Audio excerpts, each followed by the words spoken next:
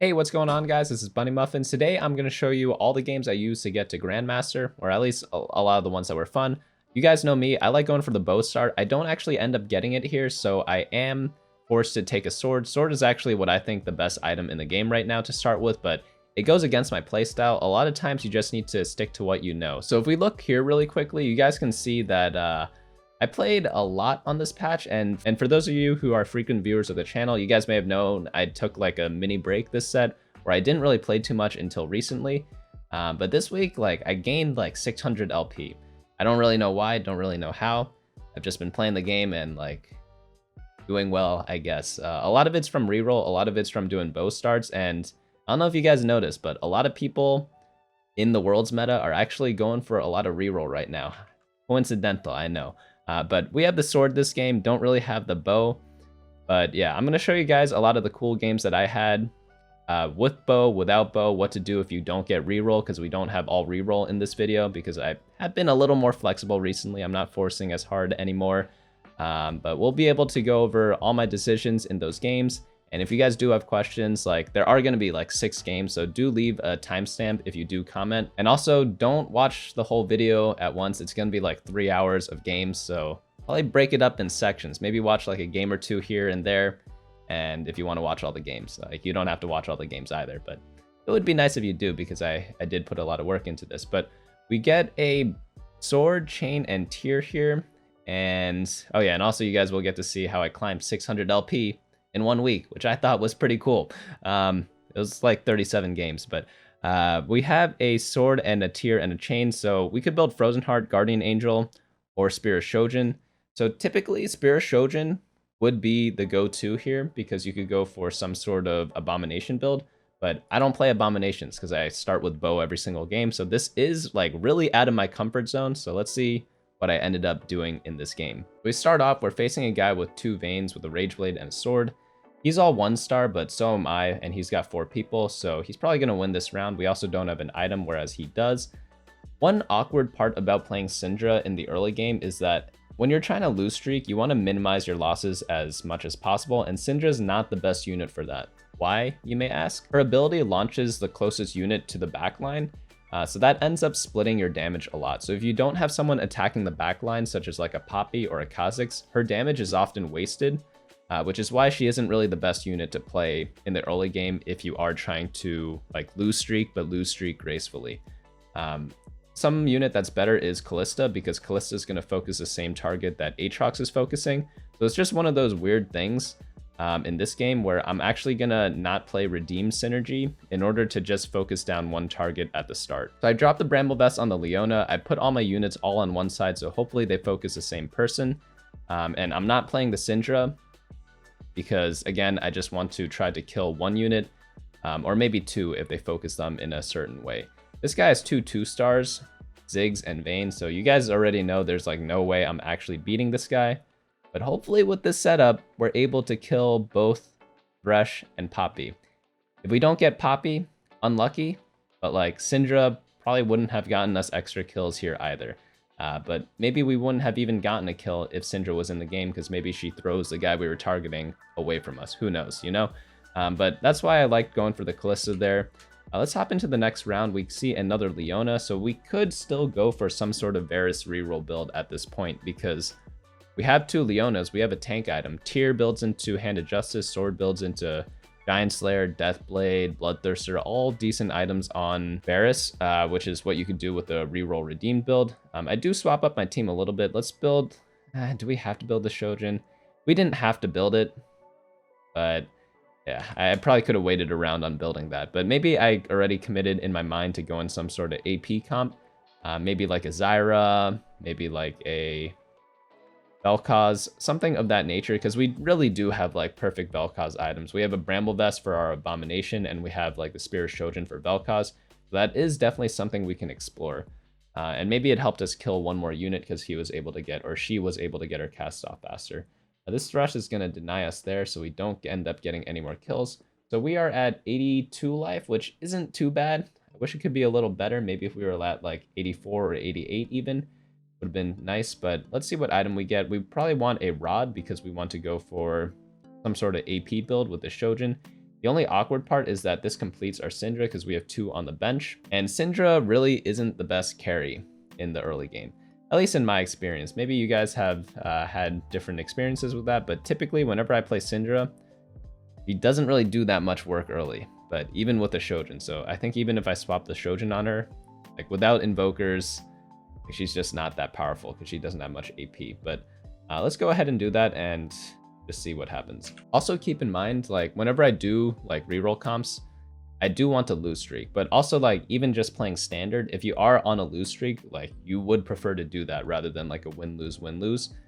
So I probably should not have leveled up here now that I think about it, because I might have won this round anyways because most of my guys are high HP, but like you really want to have like a full lose streak into the neutral rounds, because right now this is like, unless I win the next round, which is hard to guarantee because I don't have like a 2-star tank, it's a little sketchy. We do end up getting a Galio here, which is pretty big because he is like a massive tank in the front line. I swap him in over the Nautilus.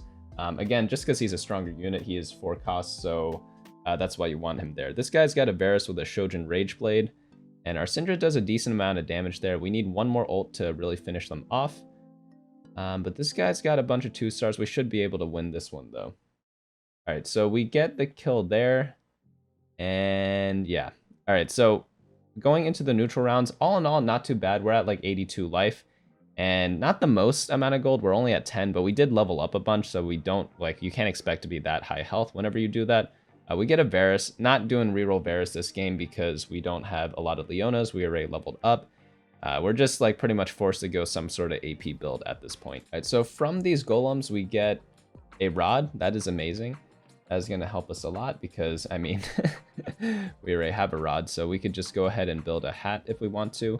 We're getting a lot of Syndras. It's a little awkward because I don't really want a Syndra 3. I really just want to go into like a Vel'Koz build with an Abomination. That's why I'm holding on to this Callista and ideally this brand that I just got. When you do play Vel'Koz, hat isn't like the best item on him. You definitely want like a jeweled gauntlet, like the damage multiplier is just a lot more effective in those cases.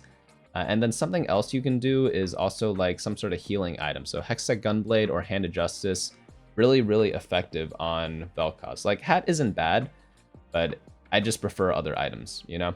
Like Jeweled Gauntlet, I think, is slightly better. So we are able to beat him here. So we have like a mini win streak, which is fine. So we're going to level up next turn most likely, and pretty much just try to do something like play standard.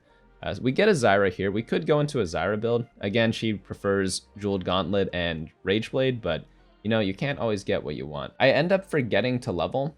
I don't know why. Like some games you just fall asleep. I was probably taking too much time deciding what comp to go and what units to play, but we wouldn't have won this round anyways because this guy's got too high of an IQ and has an Olaf 3 already, and he still has a Nikos on his bench even with the Olaf 3, so that's a little confusing, but we would have lost this round anyways. But like generally, if you are on a win streak, we were on a 3-game winner, you typically want to level up to level 6. Even if you're not and you're just playing standard, leveling up to level 6 on stage 3-2 generally is ideal, but would not have mattered in this case because he had an Olaf 3 again, but you know, it's a mistake, still a mistake.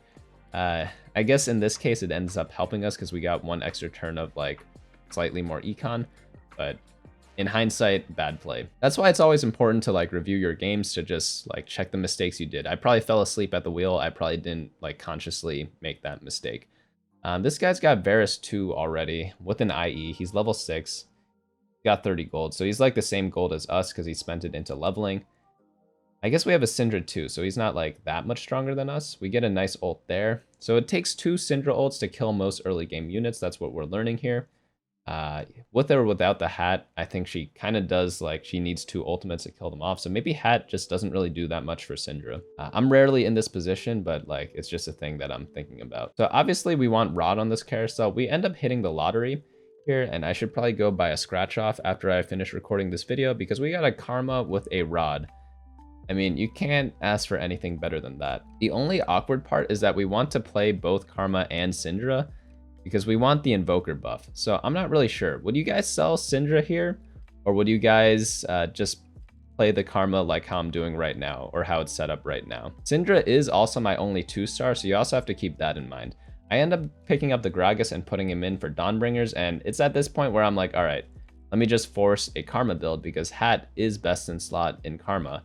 Shojin is slightly worse than Blue Buff, but like, you know, at the end of the day, like a mana item is a mana item. You can't like be that picky about it. And it's only like slightly worse from what I've like seen. But we're able to win this round with the Syndra and the Karma. Syndra's still doing the most damage, obviously, because she has all our items. And we get like a really weird choice here. We get a Jeweled Gauntlet or a Warmogs. Those are the only two viable options. I opt to go for the Warmogs because I would like a balance of both carry and tank items. And we already have 2.5 carry items. So if I get the Jeweled Gauntlet, what's that last rod gonna do? Probably like an Ionic Spark or potentially nothing. If I get the Warmogs, I have 2 tank items, and now I also have 2.5 damage items. So it's a little bit more balanced, even though Jeweled Gauntlet, especially like the Radiant one, is really good on Karma, don't get me wrong. Since I already have the Rod on Karma, I feel like it's more worth to get the tank items and just like get my tanks really shored up there. This guy has Vayne reroll, he got the Bramble Vest. And we should be able to take him out. Dude, all these people that are getting hit by our Syndras, I feel like they always live with like 1 HP. Like, both the Zyra and the guy on the top right, I forget who it is. But like my Invokers are just like, I don't know, missing by a tiny bit. I should buy the Zyra here, but I am too stupid and sleepy to see it. The reason why I want to buy the extra Syndra is because I want to replace the Syndra that I have on board with a new one so that I could play Invokers still, but swap the items onto Karma. So from this minion round, I get a bunch of gold and a bow. Bow is pretty useless, not gonna lie there, because I mean, I'm playing AP. I just don't have a use for it. If I do go for a Vel'Koz build right now, which I still can do, I still can transition into Vel'Koz or Zyra. Like, Zyra and Heimerdinger make great use of Rageblade and Shojin. Vel'Koz not so much, but it's not like bad on him. But let's go ahead, swap the tank items onto our Galio, and kind of just chill from here. We have 4 Dawnbringers in right now, so hopefully that ups our Karma's damage a little bit more. I should be buying the Syndra. Again, I don't know why I'm not. I wish I could explain why. Maybe I was dead set on going some sort of Zyra build at this point with Abominations. Like, it's a mystery to me. It seems like looking back at this game and analyzing it, it's pretty straightforward that like I should try to replace my Syndra. But oh man, dude, everyone's living with 1 life with this Syndra. She's doing like, I mean, she's my highest damage dealer, but she has all my items as well, and she's just like barely missing everything. It's actually kind of frustrating. But yeah, again, like we are in like, I think this was like 100 or 200 LP in Masters. So like the players are decent. They're not the best in the world by any means, but like you could make a lot of mistakes and still be a Masters player. Especially when you get stupid stuff like this happen, where you get 2 Karmas and a Karma 2 at 4-2 without rolling. I replaced the Syndra. Luckily, I even had like an extra Syndra in my shop. That's how lucky I am this game. But whenever you get these types of games, you have to make sure you maximize everything in your power to get first place, because you pretty much got the game handed to you on a silver platter. But I see a lot of my opponents, whenever they get these like level 7, 4-1, 2-star 4-cost carry, 50 gold, sometimes they throw those games and I see them bleed out really quickly later on because they get too greedy. So you still have to learn, or you still have like a couple things to learn from these games. Also, like this Olaf is probably still stronger than my team right now because I'm all I'm all 1-star, and this Olaf is just completely scary. This guy clearly has too high of an IQ to be in my game right now, but I get the Gragas, I get the Nidalee. We could go for 6 Dawnbringers in the interim and then transition later into a 4 Invoker build. So what I love about Karma is that she has a very high late game cap. Not with the Dawnbringer build though, but you could transition into like a Heimerdinger or a Teemo later on, which makes her super strong in the super late game, because you can go for like the big wallet build or Jeff Bezos build, whatever you want to call it, with like the all legendary team. Pretty much. But this guy's got a Lucian 2, 50 gold. So even though I high rolled, everyone else kind of also high rolled too. Like we have the guy with the Olaf 3. This guy got Lucian 2 with the Radiant item on his Lucian.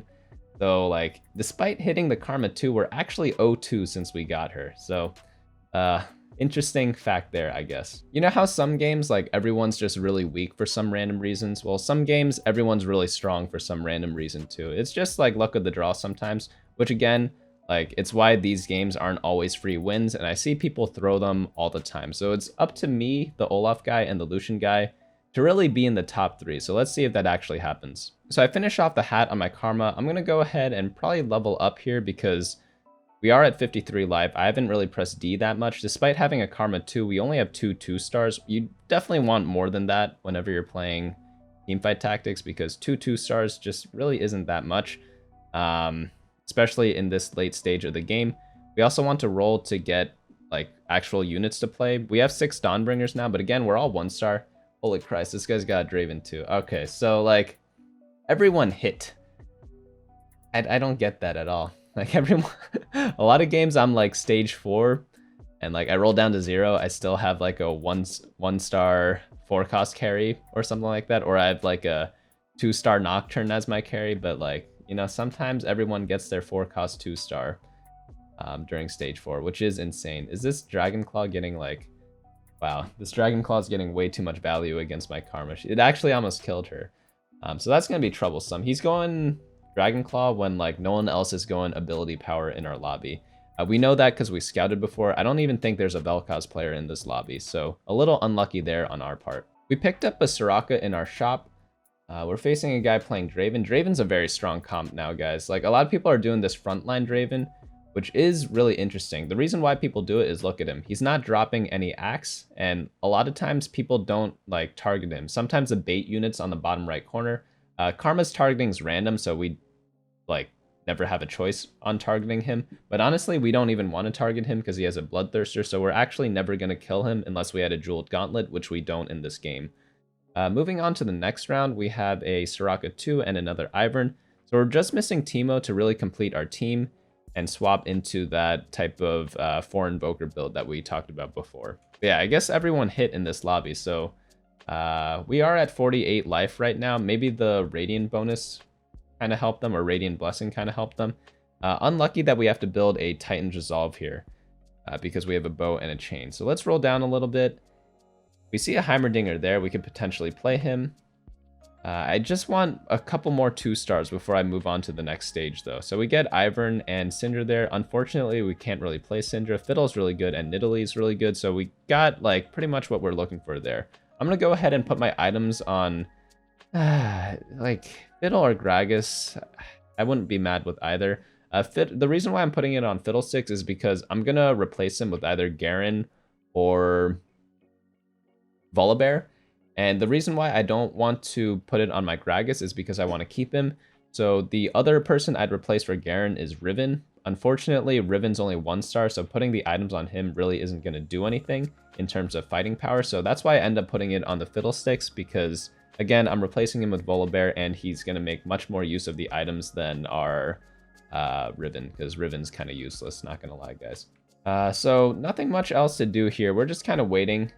We do want to roll down eventually for like Teemo and stuff like that, but right now it's looking a little sketchy. I want to see what we get from Radiant Blessing first before we really dive into like that deep of decision making. We're facing the Olaf guy again. He has a big shroud, but luckily it misses our karma, so hopefully we should be able to kill everyone except the Olaf.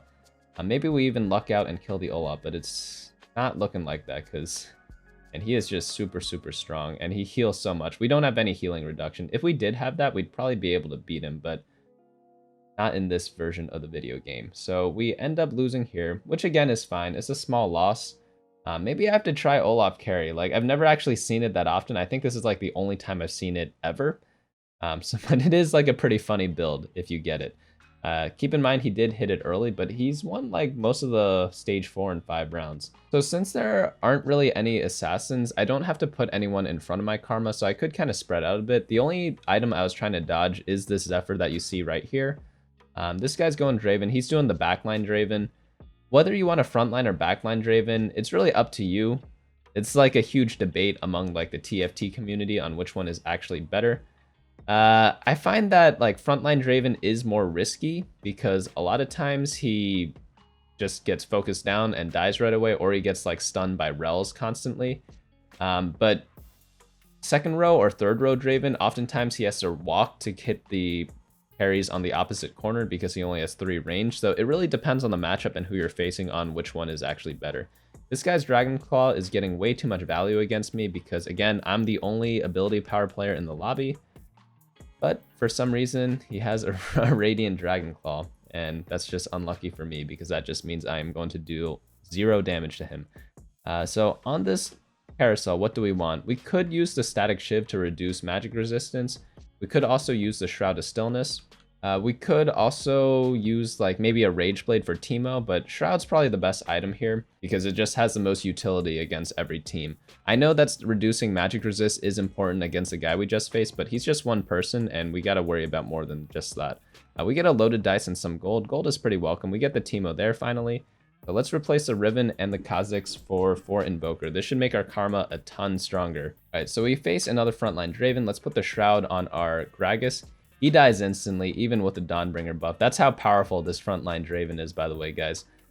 Are we able to get everything else? How many Draven players are there? Are there like 3 Draven players? I think we face like 2 of them, and there's like 1 more.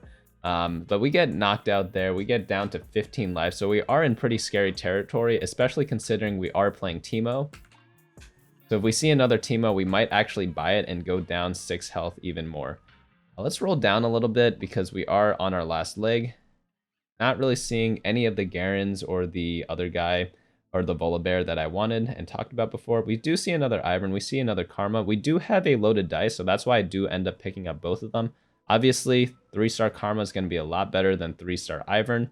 But, you know, I'll take whatever I can get. We finally get a Gragas. Not a Gragas. Garen. I probably should have sold Gragas because I'd want to replace my Shroud of Stillness. Generally, Gragas is better than Nidalee, but again, if I get to recycle my Shroud for a turn, it probably is worth the slightly less tankiness that I get from the Nidalee. But we end up getting a win here, which is really nice. We got a pretty good Shroud anyways, so we do get a little lucky in that sense. We're at the Dragon now. What did we get? We got a Dawnbringer Spatula. You know, sometimes you just hit. All right, let's roll down a little bit. I kind of want to just go for Karma 3 now because we do have the loaded dice on our bench. We also see a Teemo there, but we're a little too low to pick that up, so it's a little risky to do that. So we keep rolling. We see a Volibear finally. We want to replace the Fiddlesticks with that. And we also have this Dawnbringer Spatula, so we could replace our Gragas with something else. I go ahead and use the loaded dice on the Karma, or on the Gragas to find Karma. Unfortunately, we're not able to get it there. Dawnbringer on the Volibear and all the tank items on Garen, because Warmogs on Garen is absolutely busted. Garen also lowers magic resistance, so that Dragonclaw guy shouldn't be that much of an issue for us anymore. So this Lucian is really strong. Oh, this is the Olaf guy. Wait, why is he so low health? Oh, that is crazy. He's got like a good Lucian and a 3-star Olaf, and he's level 9. Man, does that comp just fall off the face of the earth or what? I don't know how we beat him so easily. I don't know how other people beat him so easily. We get another loaded dice here, which is huge. Sometimes you get a Nico here. Sometimes you get a loaded dice. It's going to be better than any of the items that we saw before. I'm going to go ahead and use loaded dice on Gragas again. The reason why I use it on Gragas is because it gives the highest chance of getting Karma. Some other units are tied with it. You just have to look at a loaded dice calculator in order to figure out which one is the best. But yeah, Karma 3 time now. So again, like that Olaf guy with 90 health in like stage 5 or whatever, he actually got knocked out and got a 5th. I don't know how that is possible, but I'm telling you guys, like in a high roll lobby, you could have all the 2 stars or 3 stars that you want. If everyone else has them too, like you don't actually get an advantage. But luckily now we are on top again because we have a freaking Karma 3. So like, I mean, like, come on guys, that's obviously going to be incredible. But we see, okay, wow, that Kale got completely melted. But yeah, the game should be like good to go from here. Luckily we were able to hit. We could have went level 9 instead of rolling down at level 8, but I really wanted to find all the 5-cost units at level 8 before I leveled up, just like the 1-star version, because it is really beneficial to do that. But sometimes it's bad rolling for 5 costs at level 8 for obvious reasons, because the chances are less to hit them. But at the low health I was at, if I'd leveled up, I'd have like 10 gold to roll down or like 5 gold to roll down, so it probably wasn't worth doing it that way either, because it's probably higher chance to hit them at level 8 when I have 70 extra gold instead of going to level 9. Right now I'm just trying to shroud cheese, so that's why you see my screen giving you like what's that called, epilepsy. I guess, like, yeah, sorry if you have it, but like I just need to use it for my for my shroud. Teemo misses his shrooms on the Lucian. Whenever you have like Teemo, you always want to hit their attack damage carries, but right now we're able to knock everyone out and win the game pretty handedly there.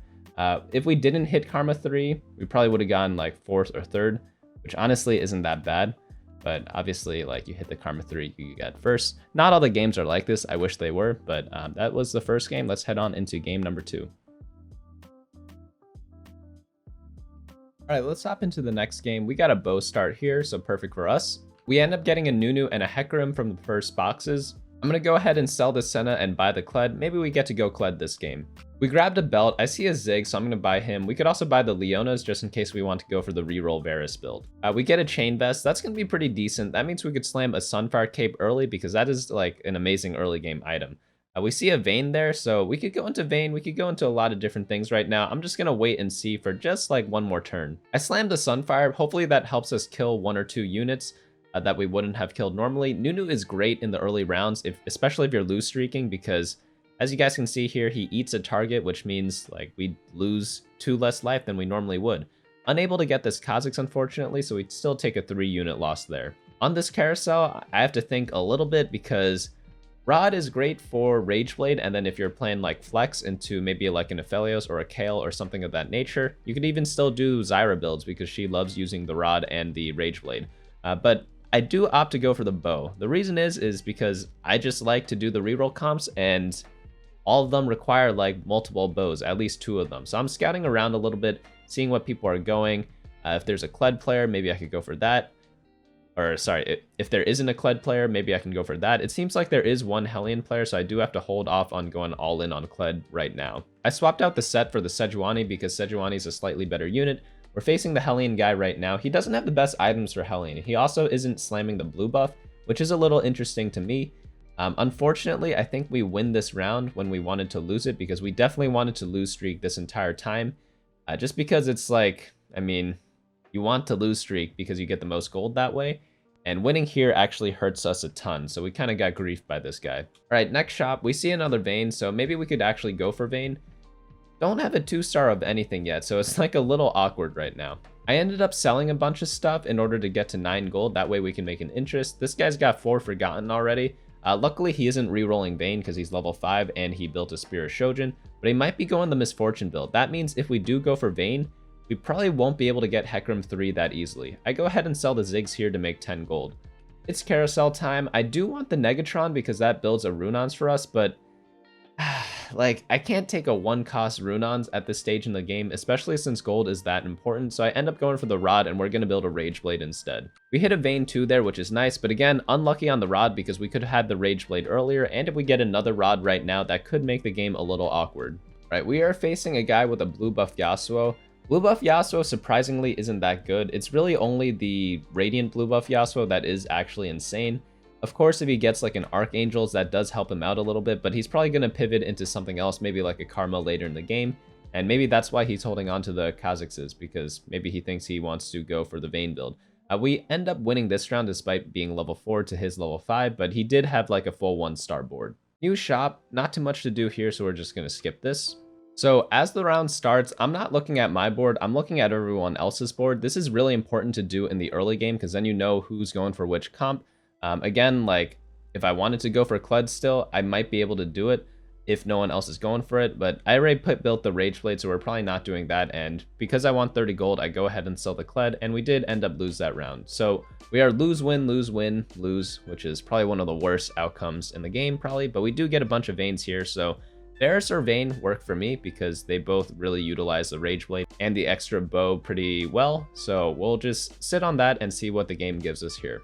We ended up getting like 6 gold, so I just, like, no items there. A little unfortunate because you want items on stage 3, or you want items on the Krugs if you are lose streaking really hard, because if you get items, you could build them and kind of boost your combat stats without leveling up. Unfortunately here, like, we just weren't in that spot, so we're gonna take like a beating from like stage 3-1 to 3-5 at least. All right, so we are against a Trapclaw Callista with a Rageblade. And this guy has Nunu as well. He's probably going for some Abomination build, and we are able to beat him, luckily. I don't know how. Actually, it's looking a little close. No, we are able to beat him.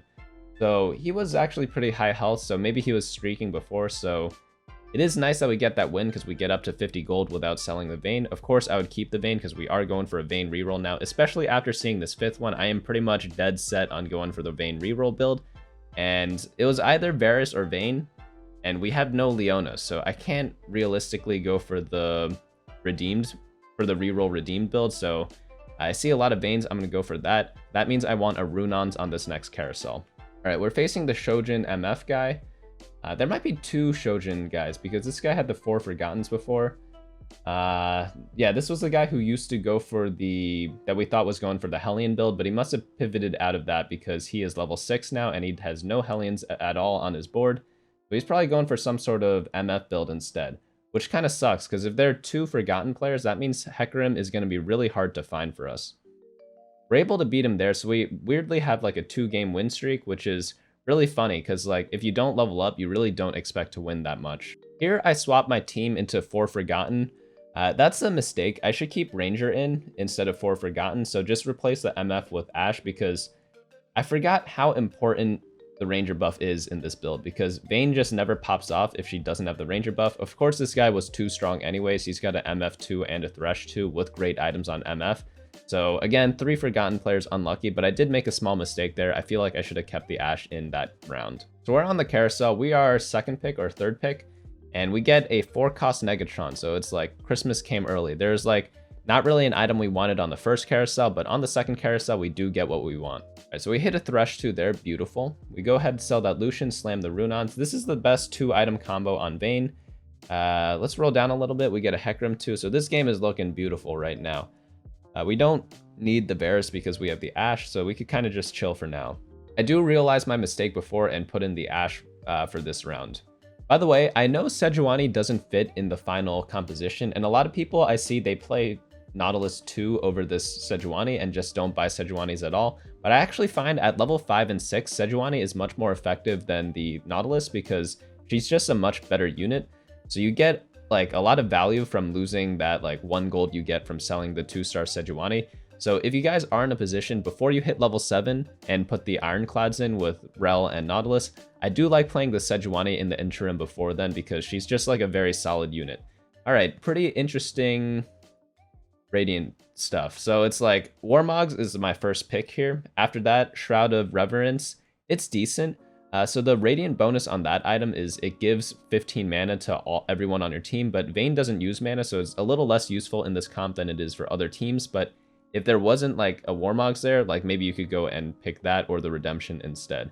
So rolling down a bit, we didn't really hit anything, so we are just in a Vayne waiting room right now. This guy's got a Jax already with like pretty good items, I'd say. He's also got a Warmogs on Udyr, so this round, I forget what exactly happens, but Hecarim does get a lot of value there with his heal, so as long as Vayne doesn't die randomly to this Nidalee, we should be fine, but unfortunately, she's not able to kill through the Bloodthirster healing, and she just dies out, and we take like a 2-unit loss there. So overall, right now we're at 60 life with 6 Vaynes. I'd say that's a pretty good position to be in. If you were to ask me like, oh, would you start a game at this point? And like instead of starting the game from scratch, I would say yes, because I am in a very decent spot. My health isn't too low. Look at the guy in 8th place. He's at 22 life. We're not in any like sort of dire situation like that. And we have a bunch of Vaynes. We get the Rel, so we don't need the Sejuani anymore. Rel's just the better unit. But if I didn't have that, I'd play the Sejuani until I reach level 7. We get a sword on this carousel, and we get like MF2, so that is a little funny. Pick up the Ashe there. We can't put MF in until we get the 3-star Vayne, which makes it a little awkward because we're just going to have her chilling right now. So we're going to roll down. That's why I'm rolling down below 50 gold. You always have to decide when it's time to all in. And oftentimes, if you have a great unit to put in and you want to level up, or if you are like 1 off a Vayne 3, that is typically when you go all in the roll downs. And like after I hit that last Vayne, I am definitely like rushing down for that. I level up, put in the Nautilus instead of the MF. Mistake on my part, but I was running out of time. So you guys are going to have to excuse me on that one. So this guy's got a really nice item Yasuo. Rage Blade, Hand of Justice, and like a Giant Slayer. That is an amazing Yasuo build. Of course, there are better ones, but like you can't really complain about that. But we are going to hopefully kill a lot of units. Our Vayne's targeting the Yasuo now, so we should be able to take him out. That is going to be nice for us. Are we able to win this? No, Vayne's a little too low right now, so we are going to take a loss there. Kind of sucks because... Oh, wait. I forgot what happens here. Does Ashe do it? It depends on like the overtime RNG on who attacks first. Okay, Ashe does win that one. Holy cow, that is actually huge for us because life right now is at like premium for us. All right, so I always hate these armories. Like, am I supposed to take the Nikos for the Hecarim, or do I want an extra item? Because this does make me have one less item this game if I take the Nikos there. But sometimes you get an extra item just based on like RNG from the spawns. And yeah, like when I'm going for Hecarim 3 and I'm only one off with the Nikos, like it gives me a huge incentive to go for the Nico instead, because that's going to save me a lot of gold in the long run. And having a Hecarim 3 versus a Hecarim 2 is pretty much having like more than one item. So that's how I justified it in this case. Unlucky that we don't hit the Hecarim 3 on this roll down, but if I were to pick an item, I'd probably pick like, I think we had a bow or a Negatron. Both of those would have done fine. Bloodthirster is actually a pretty decent item on Vayne, and of course, Giant Slayer is great on her as well. You could also use a Negatron as a tank item. We could build either Dragon Claw, Ionic Spark, or Gargoyle Stoneplate. All of those would have worked just fine. This guy got a Jax too, who just walked towards our Vayne, and that is my bad. I am not in a good position right now, so if we rewind a little bit, you could see that at the start of the game, this Jax just walks directly to my backline. Had my Hecarim been one square to the right, that would not have happened. So again, you want your Hecarim one square to the right of where I have him right now. I'm an idiot, so I don't fix that by the time the next fight starts. But yeah, like I normally default him to that position. I have no idea why he's dead center right now. I must have just like put him there during like Krugs and just forgot about it. Like sometimes that happens, you know? So there is another Yasuo player. So maybe there are two Yasuo players this game. Is Ashe able to finish them off? I don't think so. Aphelios is going to get the final hit there. So two very close games. We won one of them, lost this one. I guess life evens out in that sense. We actually didn't want to lose by one unit because we're at 42 life right now. And the Radiant Blessing only comes out when you're at 40 life. So unlucky there because we have to take one more loss before we get that. So we have a sword. I'm going to go for the belt on this Viego because it is both a Viego and Zeke's is a buildable item on Vayne. If it wasn't on Viego, let's say it was a belt on Volibear, I would not take that item. I'd take like a bow or a Negatron to finish my third item for Vayne. But since it's a Viego is such a big upgrade over Misfortune, and like it still builds its usable item in Zeke's, I'm going to go ahead and pick him up and replace the MF with him. This is going to give me more gold and access to a legendary unit that I wouldn't have had before. But we see the Hecarim here. Let's just Nico him. I'm not going to save it for this... what's his name? This Viego, because like you just don't need to do that. Hecarim 3 has a much bigger impact than Viego 2-star, and like it saves me a ton of life and gold right now. So I'm just scouting around a bit, deciding to where to put my Viego, but I'm just going to slam the Zeke's on him there, put the Thresh right next to him. Not many assassin players in this lobby, so I don't have to worry about people jumping in front of my Vayne. Normally you put your Thresh in front of your Vayne just to dodge the assassins, but no such case of that in this current game. I feel like no one really plays Nocturne. If you guys watch my meta snapshot, you'll hear an explanation of why. Pretty much like he just requires too many things to work. Like you have to get like 4 things to go your way to make the comp work, when most comps they either need like only 1 or 2 things to go their way. So we pick up a win there. That is nice. I scout around to see what the Radiant Blessing in, and I see that it's a Toma traits and a bunch of gold. So I could plan around that to see what I get. Knowing what drops from the Radiant buff highly affects what your leveling patterns are. So if I see a Toma traits, I could think of going something like maybe 6 Forgotten in the next round if I do level up. Or I could just put in the Nautilus instead if it's something that's just like an item drop, for example. So if I do see an extra MF here, maybe I do pick it up along with the Draven in order to go for the 6 Forgotten build if I do get the Spatula. We took a huge loss that round. We're at 29 now. That's again the awkward part of being at 41 or 42 health. These choices are pretty bad. I'm guessing Ironclad's the best one here. Assassin, who am I gonna assassin? I guess I could assassin Vayne, but it really doesn't do that much for her, and it puts her in a compromising position. So I'm just gonna go for Ironclad. I'll probably drop it on Ashe or Thresh because they are like, I don't care what items are on them. We'll just put it on Ashe for now. Normally I put stuff like Zeke's and Trapclaw on my Thresh. So unlucky this game, we only got 11 item components instead of 12. Again, this is because we took the Nico from the armory before, but sometimes you get an extra component even without doing that. in which case that would have been great for us because we'd have like an extra item slot right now. But again, like sometimes you need the Hecarim 3, so that was just what happened this game. I finally moved my Hecarim to the right 1 square, and took me like 4 rounds to realize that mistake. So always like reevaluate your board starting from scratch, because it took me way too long to realize that, and that might have cost me another game if I face that Jax player again. Unlucky that Hecarim dashed towards the Vel'Koz and caused the Vel'Koz to target my Vayne right afterwards. That really hurts, you know? It's like, it just means it, like, I can't destroy this guy this round, and instead he probably is going to win this. Did I end up like making a comeback here? I forget. I don't think so. I feel like the Syndra CC might be too much, and Hecarim healing isn't quite enough against like only 1 target in the Scion, but maybe he gets like 1 or 2 more kills here. But yeah, the overtime just is too much for him. Unless, okay, we tied. I wonder who would have actually won that, because like the Syndra autos were doing nothing. So maybe Hecarim could have pulled that off once he ulted again. Right, so we are at 22 life now. That's starting to go to scary territory. If we look at the scoreboard, it is like 22 to 26 life for the bottom 5 people, so I want to be spending my gold. Unfortunately, the only thing I could get is Viego 2 and Rel 2. So I'd rather wait 1 or 2 rounds to find a Jax and level up and put him in order to get my 3rd Ironclad, because it's just going to be hard to hit Rel 2 and Viego 2 at level 7 on a roll down. Notice I did a swap there. I scouted around to see if there were any Thresh players. You generally do not want to corner your carry if other people are playing Thresh, but no one was really playing Thresh on the left side. They have a Thresh this game, but he's on the right side. So that's why I decided to put my Vayne all the way in the corner instead of 1 square off. And this round, it ended up benefiting us a lot because she targeted the Draven and killed him pretty quickly. I think we would have won anyways because Draven would have gotten stuck on our Hecarim just because of the positioning. So, like, we probably would have won that round anyways. All right, new round. Can't really level up yet, so I think we just wait 1 more turn. I do some quick scouting.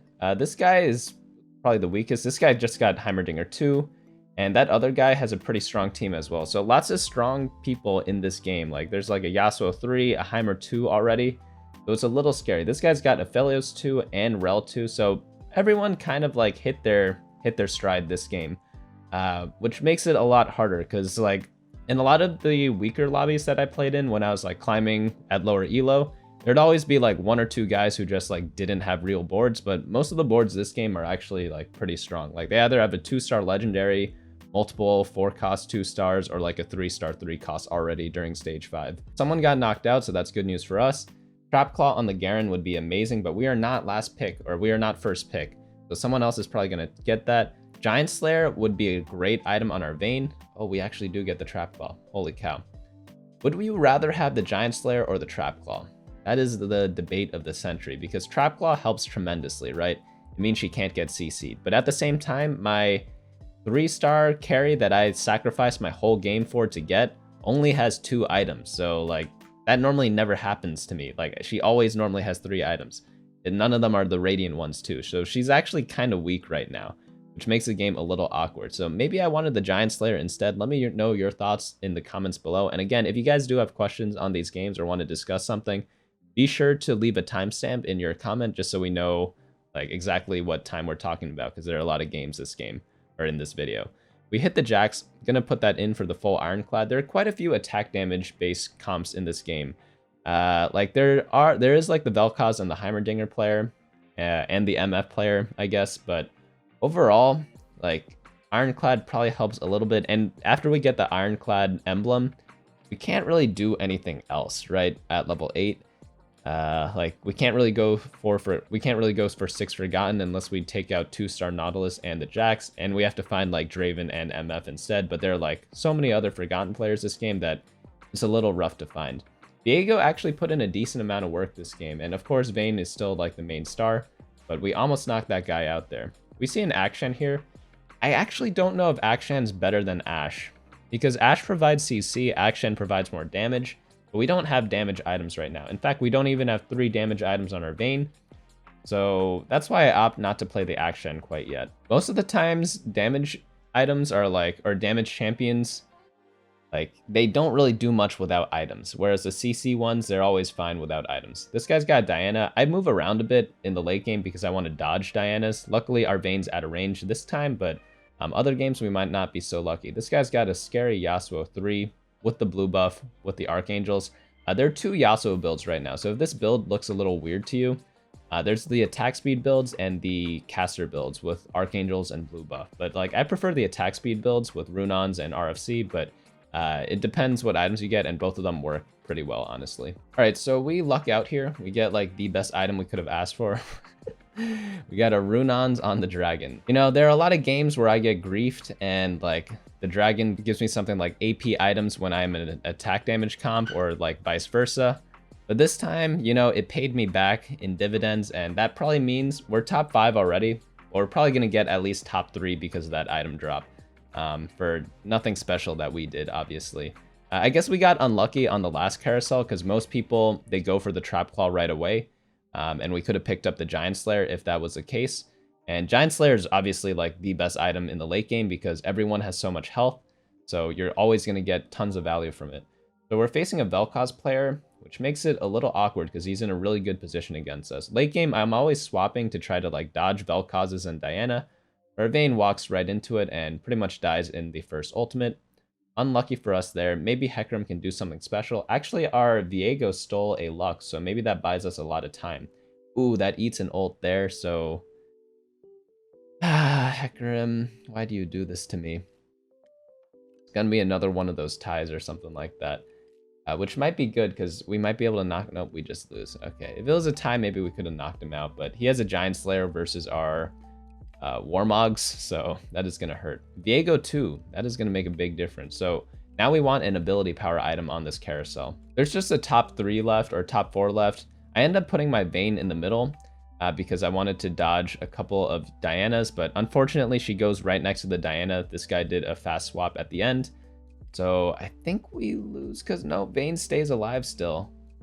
If Aphelios doesn't get an Aphelios ultimate on my Vayne, I think we are good. Okay, so we do manage to beat him there. He has 50 gold though, so he's going for like a turbo late game. He's probably going level 9 right now. But really close lobby. 5 to 20 health for the top 4. Let's roll down a little bit. Maybe we hit a Jax or a Rel. We hit the worst one. We'd rather have Rel, but you know, it is what it is. I have to take any upgrade I can get. And okay, so Yasuo guy we haven't faced. We want to dodge the Diana, and the Vel'Koz guy, we want to put our Vayne in the middle against him, but we also want a good Viego steal at the same time. I'm not really sure how the best way to position is, other than just trying to dodge the... What's her name? The Dianas. So I opt to go on the right side. Let's see if that bites us in the butt. And we get a great positioning out of it. We dodged the Diana. So sometimes that works. Maybe the other guy had the Vel'Koz targeting our Vayne. And it's just matchup RNG sometimes at the end of the day. Our Viego gets an amazing CC on the Yasuo, and we get a nice win there. Oh, he's at 5 lives, so it's still top 4. Really close stuff.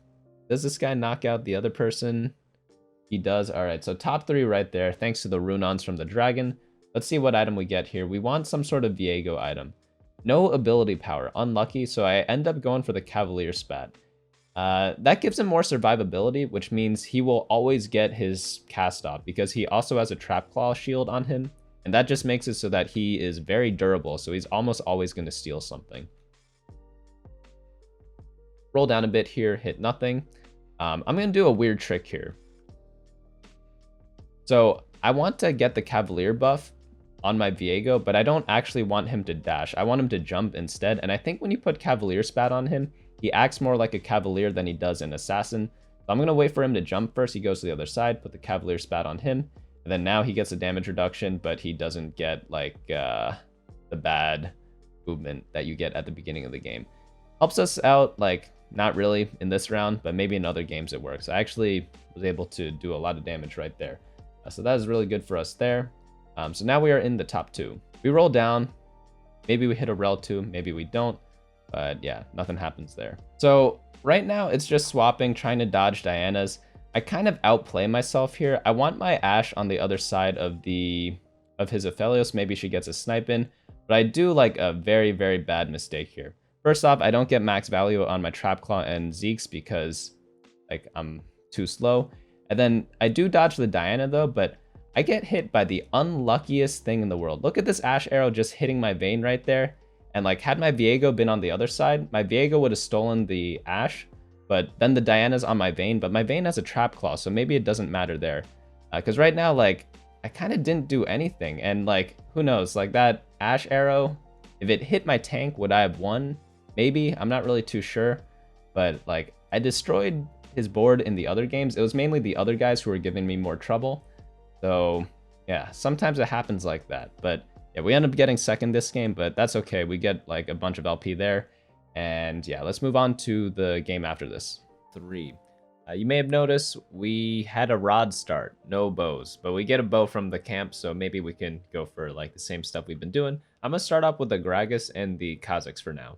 We get a Negatron, and I'm gonna sell some dudes, get another Kazakhs. Is it a Kazakhs reroll game? Doesn't really look like it because we don't have the items for it, but that doesn't mean we can't go for a Kazakh start.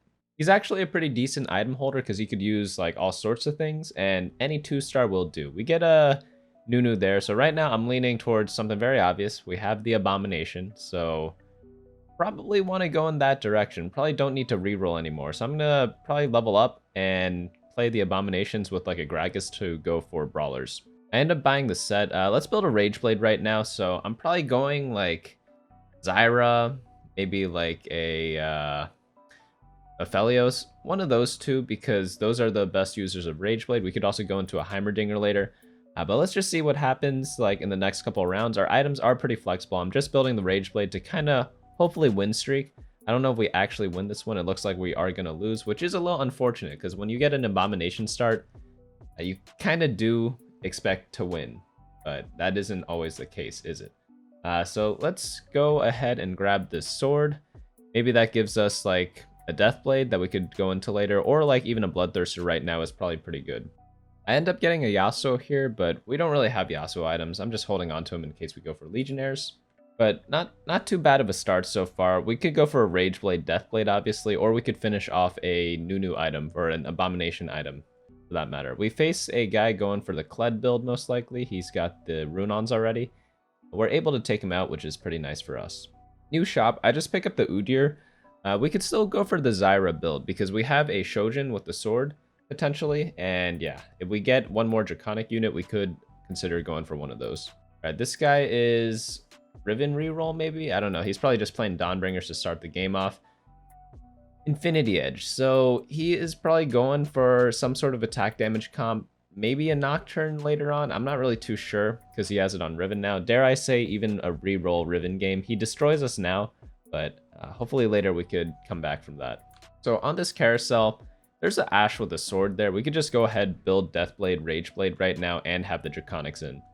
So I go ahead and do that. I swap my team in, and yeah, like we're just going to get a ton of econ like this. I probably will end up selling off this Callista to put the Rageblade on Ashe. Actually, I ended up leveling up.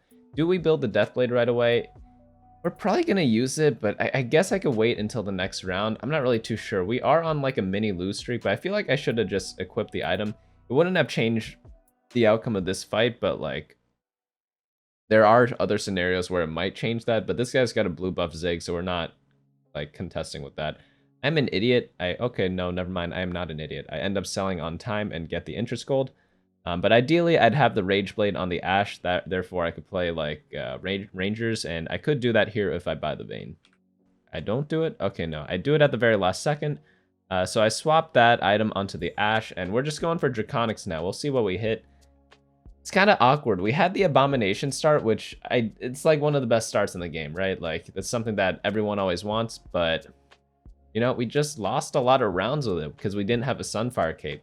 So just because you get a certain unit or synergy doesn't mean it's going to work out well. You need a mix of like all three unit synergy and items. We end up losing this one, but we are going to be farming the Draconic eggs for now. Right, new shop. There's a Sejuani. We could go into Aphelios right now. We also have the other Vayne. Again, can't really do reroll because Yasuo doesn't use this many swords.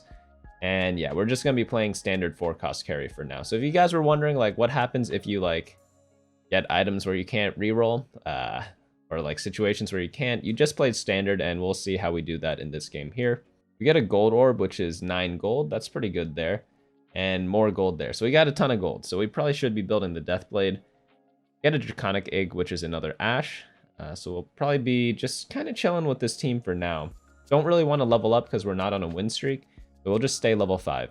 Right, we are against a guy with Abominations, and he's also got a Yasuo. Luckily, he's got no items on the Abominations, but he is level 6 for some reason. I'm looking at his health. He's 90 health. He's not win streaking. I gotta ask why he's level 6, because that just doesn't make sense to me. Normally, like, I only level up to level 6 on 3-1 if I do have a big win streak. If not, you just lose out on a lot of gold for, like, in my opinion, no reason. So I'm gonna go ahead and sell the brand. I should sell the Yasuo here to make 40, and yeah, we'll just chill like that. We have the Ash too. That is great. We could have gotten it from the box as well, but we got it from our shop. Gonna pick up the Nunu. We don't really need Nunu for the brawler, but like it is better than nothing, so we'll just keep him there for now. We could end up playing 4 brawlers, but is that better than going for the Draconic Eggs instead? We do have the Ash too, and we don't actually want to go Ash because Ash is not a real unit in this meta right now. But I do level up and put in both the Draconics and the Brawlers, but we lose the Ranger buff. And like we saw last game how important the Ranger buff is, but you know, it is what it is. This guy's going for like a supercharged Udyr, holy Christ.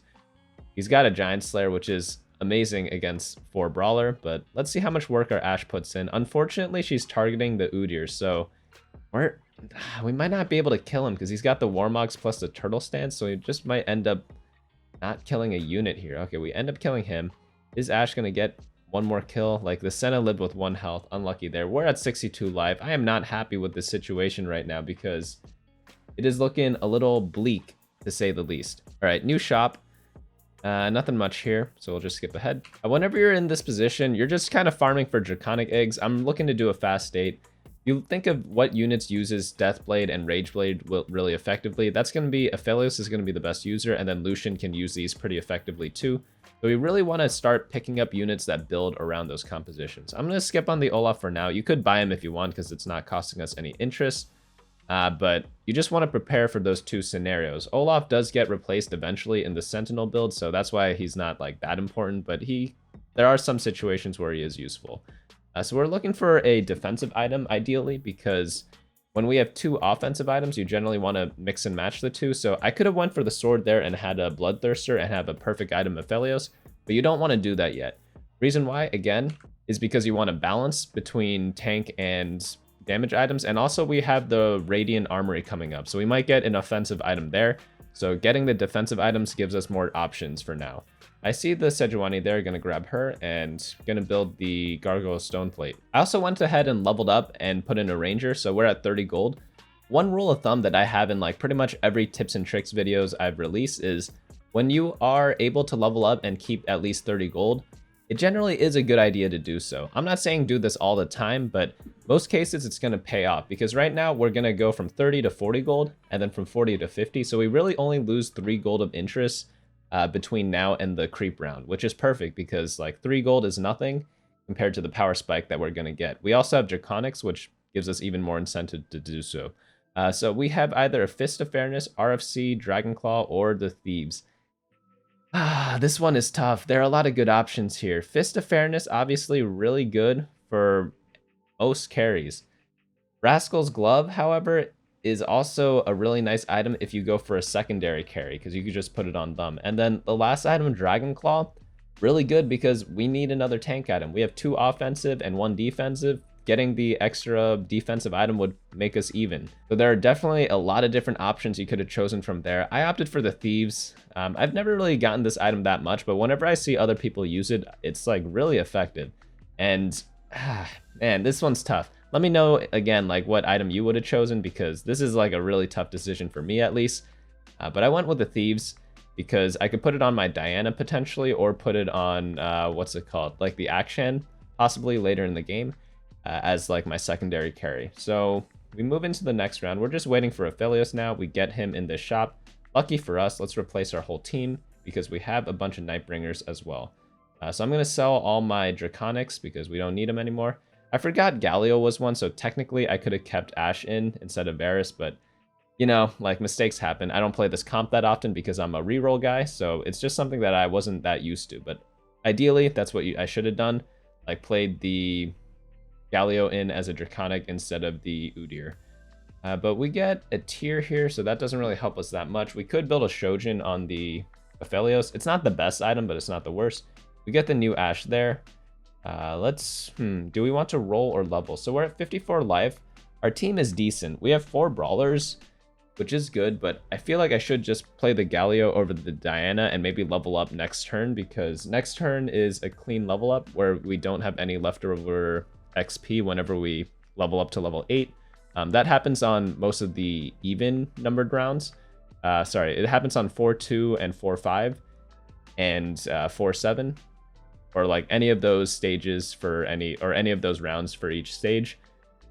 So maybe I could just wait and level up next turn, put the Draconics back in to keep farming up more gold. It really depends. Like, my team wasn't that weak because I do have the Aphelios now, so that is a pretty big power spike. This Draven should finish us off though, because he has 3 items, we only have 2. But are we able to get it? Okay, nice. We are able to snipe him off there. So yeah, probably Galio in next round for Draconics. Ideally, we'd get 4 Nightbringer because we're kind of at the point where we don't really need that much more gold anymore. All right, so we have a Diana, we have a tier. I'm going to go for the Chain Vest for the Frozen Heart because, I mean, pretty solid choice. Like, Diana with Frozen Heart is like the dream because she jumps to the back line, slows them, and does a lot of work. One fun build with Aphelios is playing Invokers with Revenants, so you could go Teemo Ivern as a combo to make Aphelios cast a little faster. I think I do try to go for that right now. I could replace, like, yeah, either the Sejuani, Diana, or the Gragas, because I do want the Frozen Heart on my Diana, so I'm going to use the Nunu as a main tank for now. And generally, when you do this build, you only go for 2 Nightbringer with the Aphelios and the Diana, and that's why I felt okay with selling the Sejuani. But I probably should be throwing the Frozen Heart on my Diana this round, but I hold off for now. I'm guessing I'm waiting till the carousel, but looking back at the game, I probably should have just slammed the item because it gives like a huge power spike to me, right? This Tristana's attack speed would have been slowed, and even though, like, I might have won this round had that been the case because, like, my units would live longer. So definitely a mistake on my part. If I was like 80 health, like the guy in first place, definitely don't build the Frozen Heart yet, but I'm at 46 for now, and it's a little bit sketchy. I only didn't take that much damage there was because I faced the Hellions, but I really should have just, like, built the item. I don't know why I didn't, but yeah, slight mistake there. Let's get the other Teemo. Ooh, the Thieves on the Teemo would be actually pretty good there. So let's sell the other guys, sell Set and the Gragas, and keep rolling down. Hopefully we hit a 2-star of some sort. We get the Ash, which is like decent. We want Ivern or Diana too, because that's going to be much more effective. But you know,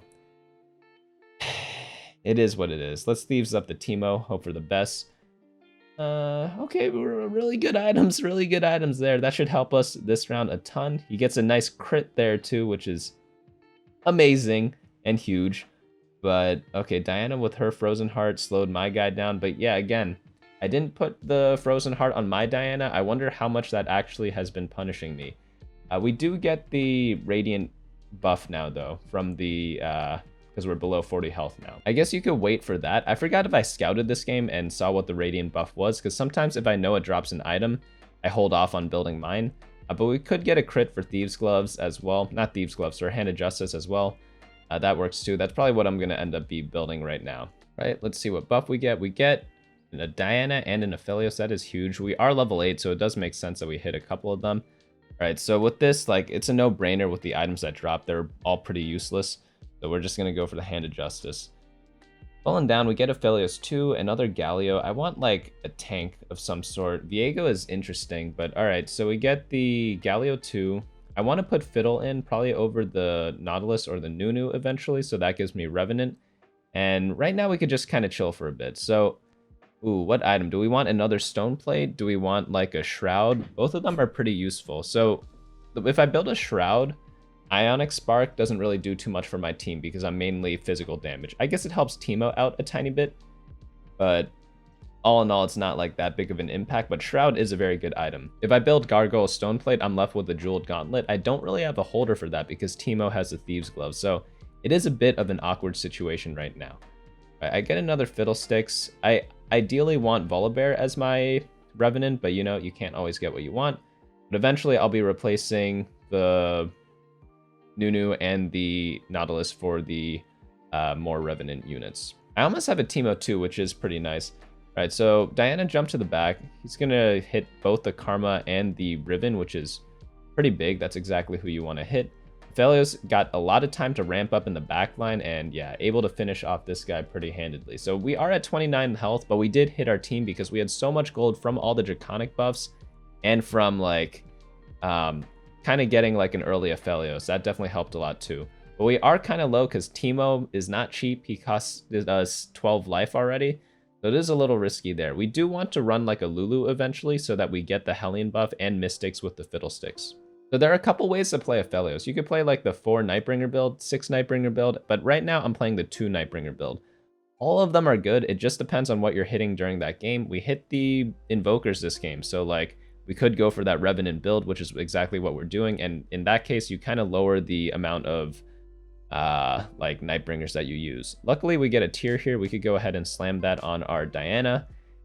But then we might have to build a, what's it called? If we build the Frozen Heart, we might have to build an Ionic or a Quicksilver. Not really a fan of either of those. I'm going to roll down a tiny bit. I'm not really too sure what I was looking for. Probably just a Ivern 2-star or a Teemo 2-star, but we're going to go for the Frozen Heart. If you went for Gargoyle Stoneplate and then built like a Hand of Justice on someone else, I wouldn't be too mad, because if you put that on Ashe, it eventually goes on Akshan, and that would have been like a fine play too. But I feel like the Frozen Heart Diana gives me a better power spike right now, and if I could afford to wait for the Akshan, probably I'd build the Hand of Justice instead. It really depends, because again, Ionic Spark, pretty useless for our team right now, so it depends how, like, what your risk tolerance is and what life total you are at. Man, I'm really regretting this Thieves Gloves on my Teemo, because I've gotten some like amazing Teemo items, and unlucky for us, we got a Frozen Heart here too. So it's like so many things that were just so close from being great, but instead it just turns out to be a big unlucky. So we get a Teemo here, which is great. We definitely want to finish that off. I'm gonna try to trick the items, but I don't think it will work. I probably needed to put the other Teemo on my bench. I'm not 100% sure. I forget how the item swaps work. But we get a nice item there with the locket, so we backline everyone, and then we get maximum usage from our stone plate. I'll just put the Giant Slayer on Ashe for now. But someone remind me, if you take the Thieves Gloves on your bench and then put an item on the board, does it replace the Thieves Gloves, or is it the other way around? I forget, but I didn't do it fast enough because I took too long thinking and then got scared, or maybe I just forgot. I'm not really too sure. Luckily, our main carry, Aphelios, is all itemed out pretty effectively, so like getting all these extra items, it's a little unlucky that we don't have the best holder for them, but you know, it's not the end of the world. If I were able to choose my items, like if I got item remover, I'd probably put the golden Thieves Gloves on my Fiddlesticks and then put like all the damage items on my Teemo, such as like the Giant Slayer or like AP items that I potentially could have built, because we could have built a Jeweled Gauntlet before. So we rolled down like a couple times. We want Lulu 2 and we want Ivern 2. That's really about it. This Nautilus, it's giving us Night buff. It's not really doing that much. I probably should have replaced the Lulu with the Nautilus already at this point in the game, but I must have just not seen that play. This is why it's important to always review your games, because you probably make a lot of mistakes that you didn't realize were mistakes at the time because too many other things are going on. Look at the value from this Frozen Heart on our Diana, just slowing down the attack speed. She didn't get her ultimate off, which is a little unfortunate, but she did enough damage for Aphelios to finish off the, what do you call it? The, what's his name? The Vel'Koz. Can he do it? Can he go? No. Damn, the auto attack from the Syndra is pesky.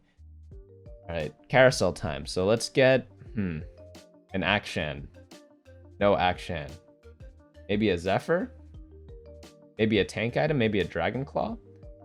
Maybe a Zeke's Herald to buff up our Aphelios? All these seem pretty good to me. There's also the Volibear for Revenant. That's what we wanted before. That's why I talked about, right? I don't know why I didn't see him upon reviewing this replay. Good thing when I was playing the game, I saw the Volibear, because damn, that is a pretty big upgrade for us. Let's roll down a little bit. I do want the Lulu or the Ivern. Once I get Lulu 2, I probably replace the Galio, but not able to hit it there. Oh, we get the Ivern though, so that's good enough. Yeah, I think that's the last replacement for our team. Just Lulu 2 for the Galio, because We can frontline the Ivern to replace like our main tank and put the tank items maybe on like Volibear. And yeah, just go from there. We get a nice Shroud item from the glove, but like, dude, unlucky. I get the giant Shroud and I actually Shroud nothing because this guy's all on the other side. I didn't even hit like his bait unit in the back. So yeah, I guess I didn't scout that time because I didn't realize I had the item until too late. Luckily, we still win this round, but like, Jesus. Sometimes those plays like that can kind of cost you the game, but it's okay. Let's get the Lulu 3 or Lulu 2 star and just like, that's going to be our team because getting Volibear 2 with 0 gold level 8, probably not going to happen. It's one of the risks of going for 5 cost comps. It's like, you can't always get the 5 cost. Like we were lucky enough to get it on Carousel. Always be scouting whenever you're playing Diana with a Frozen Heart or even a Diana without a Frozen Heart. I'm going to put my Aphelios in the middle because I think there are a couple of Vel'Koz players that I wanted to dodge and maybe some Lucians. But this guy's got 3-star, Yasuo, and Riven. I don't know why people go reroll Riven. It's really a mystery to me. It's like such a bad build. Like if he just went anything else, probably would have done a lot better. Look at that. Karma did more damage than the Riven. Like, yeah, I don't get the build at all. But all right, we have an oh man, another Ionic Spark. I guess we could put this on Diana or Fiddlesticks. Not the end of the world. It does make our Teemo do more damage, right? So like, it's not completely useless, but I mean, our main damage dealer is gonna be the Aphelios. We have so many synergies for him. Now, let's roll down. Let's find this Lulu. That's really all we need. Lulu and Volibear. But I am not getting either of them. Feels weird because Galio 2 with no synergy like has to be better than Lulu 1, right? I don't know if it actually is the case, but like Galio 2 is pretty cracked in my opinion. So okay, we put the Ionic on the Diana. Hopefully when Teemo throws a random shroom, it hits. And we do have the Zephyr on the Teemo, so that's why I was looking around to see who to Zephyr, and we get a great target there. We get a Misfortune, so she's going to be out of the entire game. This is one of the guys where we didn't build the Frozen Heart against before, and we're going to be facing him now. But obviously with the Zephyr, like this shouldn't even be a close game. We're able to knock him out there. And okay, he's at 3 life. We aren't able to knock him out actually, but we are pretty close. We were 16 life and like 30 and below life for a long time, but look at this. All of a sudden, we are first place in the health total. That is nuts to me.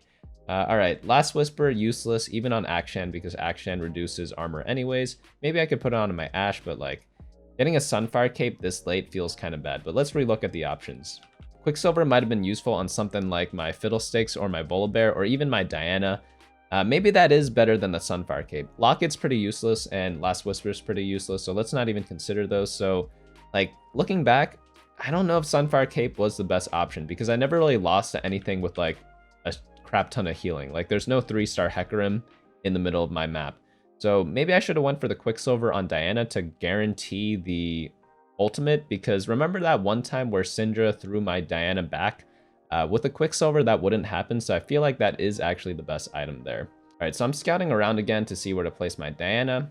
One other thing you could do, you could also put Sunfire Cape on your Diana so that she applies the debuff to the backline. I kept it on my Volibear because he has the Revenant buff, so he should live a long time.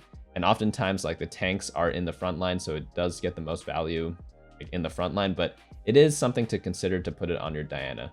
We get great ultimates there in the back, lots of AoEs. His Karma did not hit my Aphelios at all, so we get really lucky this game. I feel like this guy would beat us if we played him, like, in 10 games, he'd probably beat us, like, 6 or 7 times, but we dodged his Karma attacks on my guy. So we got kind of lucky there. All right, we're rolling down. We're just looking for Volibear 2-star. Like, we're not going to hit it, but like it's the last game, so what else are we going to do? Teemo's got like weird items. He's got a redemption, so it does... Oh, this is a guy we beat a lot of times. What you want to do, you want to try to avoid his Kennen. It's really difficult to do though, because you need people to stand on like both sides. And we also have to dodge his Shroud. We also need our Diana to jump to the right place. I am too slow to do anything, but I think we are stronger than him by a lot that it doesn't matter. So at least we didn't get shrouded on our Aphelios, but he got 3 or 4 units with that. He got Volibear, Teemo, Lulu, and Ashe. That does hurt a lot. Kennen hits our Aphelios, so literally everything bad that I said would happen is happening. But for some reason, our Aphelios lives with like 10 health, and we're able to use that to finish him off. So I guess I was just that much stronger than him because I have a good matchup against him. That even despite that, like, every bad positioning thing that could have happened. But yeah, like our team comp was just better at this point in the game. So that was a nice game there. We played like not a reroll comp, and we also started with a rod and then didn't go an AP comp. So that comp is actually, or so this game was actually like pretty interesting. But yeah, let's move on to game number 4, I think it is. All right, let's hop into game number 4. We're back to the bow start. We got so many bows that we got 2 of them, so we can do something interesting this game. We see the Vaynes and we see the Callista. Let's pick both of them up. And Olaf, I've actually seen be very effective as like an early game carry. He's probably like one of the best item holders if you guys are playing standard. We aren't playing standard because we're doing this reroll nonsense, but like most people probably should be playing standard because it's theoretically the best way. But this works for me, as I've been saying before. So if it works for you, it works for you. Let's go and check out what we get from this camp. We get a Nocturne and an Ash, so immediately we could start thinking about going for like some sort of Rage Blade build. Like we could do what we did last game. We could go for Aphelios if we really want. I could even slam the Rage Blade on the Callista here. We could also go for a Chugbug build. We could do like a Vayne build. I opt to go for the Rage Blade. I'm going to put it on Callista now because if we do go for Vayne, we'll probably sell the Callista anyways. Let's just play the most expensive guys and try to kill 1 or 2 units. Actually put in the Aatrox. I feel like Ash is better than the second Aatrox, but maybe I thought like I lacked frontline. But no matter what, I'm gonna lack frontline because you really think 1-star Aatrox is gonna tank anything in the front. He's actually doing a pretty decent job in this game, not gonna lie. But I feel like against other teams, he would have just gotten completely smashed. Right, so do we win this one? Ooh, nice, we do. I don't even know if we want to win because normally when I do reroll, I want to lose streak to guarantee as much gold as possible. So I could have made interest here by selling everything except for Vayne. That is a possibility to do. Right, so belt or sword, probably the belt, try to get some defensive items. Sword is good if I'm going for like an Aphelios build because then I have a Rage Blade plus a Giant Slayer. That's going to be like a huge buff for any team there. But defensive items are also useful because you do need a mix of both offense and defense. You don't want like 10 offensive items and like 1 defensive item because then your front line is going to melt before your damage dealers deal damage. So it's always good to have a balance. I'm actually going to level up here. I'm thinking about playing Nocturne. I don't know if it's the right call, but it is an option, you know? Like, because I do have the Assassins right now, but in my meta snapshot, I say not to go for Nocturne by playing Nocturne early. So what I mean by that is I am committing the mistake that like you shouldn't do. And this is one of the games where I actually learned about that mistake because I haven't really been watching other streamers that much this set because I've kind of been taking this set off. But had I watched other people, they probably wouldn't play Nocturne into Nocturne. So the reason why you don't want to play Nocturne into Nocturne is because he is really weak. You want to play something that's actually like a real item holder, such as like a Callista, and then pivot into Nocturne sometime during stage 3 or stage 4 once you get some Revenant units. You never want to try to play Nocturne during stage 2 because you don't have the Revenant buff, so it doesn't matter what your team is, like he's just gonna die and melt even if he's 2-star because he honestly doesn't do that much if he gets blown up right away. So you just pretty much don't have an insurance policy if you're playing him early game because you don't have any Revenants. So I do make that mistake here. I think this is the game where I learned that mistake and I'm just scouting around. That guy's going the Hellion build, which is like the name of the game right now, or like one of the more popular ones. All right, let's see who we face. We're facing a Ziggs with a Hand of Justice. He's also got a Leona too, so I'm pretty sure we lose this one because he has a better tank and a better damage dealer than us. So yeah, this Aatrox should melt soon. We even get hooked on our 2-star Callista, which is our only saving grace right now. Ooh, Pike with that like masterful stun. Dare I say we actually win this one? Jesus Christ. Yeah, okay. I guess we're win streaking. We did level up, so it's like, it is possible. Anything is possible in this life. We are at the carousel. We have a bow and a belt, I believe. All right. So what do we want? We are last pick. We probably want to finish the bow item or build like a Sunfire Cape to win streak more, or build a Warmugs to win streak more. Both of them are really good. We actually get both options here. Which one is better? For win streaking, Sunfire is probably slightly better than Warmugs because it is just so effective in the early game because no one can kill a 2-star in like the early game that quickly. So I opt to go for the Sunfire Cape. Again, it's just because I'm win streaking. It's not because it's a good item for whatever build I'm going into. Like Sunfire Cape, you never want it in the late game. You'd rather have a Bramble Vest or a Warmogs or a Dragon Claw or a Stone Plate. But if you look at like a lot of statistics, like Sunfire Cape has the best highest placement. The reason why is because you get to build it during stage 2 and completely destroy everyone. As you guys saw, I leveled up and put in an extra Nightbringer, and that's gonna make my Sejuani that much more tanky. So I end up selling the Nocturnes there, because like I was making a stupid mistake of playing the Nocturne, or like even trying to go Assassins this early. So if you do want to go Assassins, don't actually play the Nocturne early. Just sell him for more econ to get him back later, because even though I'm win streaking right now, which is rare if you're going for like a lose streak strat, obviously, you still have like better item holders for all your Nocturne items, such as like a Callista or an Olaf that we talked about before. So in this shop, we could ignore this because none of these units really help us. We are going to go for probably like... we could go in any direction, really. Any attack speed, like Lucian, Aphelios, Draven, all is fair game here. We could even go a Yasuo still, you know? So we're just win streaking. We're just trying to ride this out. Whenever you get like a great start like this with 100 health, you just want to try to remain like a little flexible. Unless this guy ends your win streak and ruins your day, because Olaf is... why does he do this to me, man? All right. Am I smart enough to sell before the round ends? I am. All right. Oh man, no more win streak. That loss alone probably costed us like 2 placements in this game, because it's like that devastating. I'm an idiot. I put a bow on my Callista when I saved Brand on my bench for Abominations, so I just like griefed my Abomination items. Man, there's so many mistakes this game. I guess that goes to show that you don't need to play perfectly at all to even get to like 500 LP, because I think like I ended this video at like 600 LP. So like, yeah, like you can make tons of mistakes. No one really cares. We do get Atoma traits here. Let's see what we get. Obviously you want to try to minimize your mistakes as much as possible, but like it is what it is. We are only human. There is a Revenant spat. Man, remember how I said I wanted to go for like Aphelios or something like that? Like, how can I go for that when I get these spatulas? These all suck. I can't play Spellweaver because I have an extra bow, so even if I go Zyra, I still have 1 bow too many.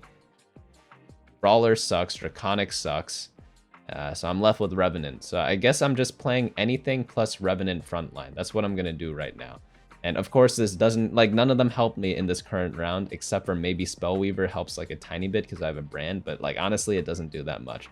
So this game's looking bleak. It was looking like a first, but then I lost my win streak into the neutral round, and then I get that troll Toma traits. So it's not the end of the world, obviously, because it's at the end of the day, it's just a video game. And even in the video game, like you could still come back by getting like good luck later in the game. But look at this like Abomination. He gets the bow because I griefed the item on my Callista. So I want to complete that item ASAP. Unfortunately, during stage 3, you don't get an armory on the second round.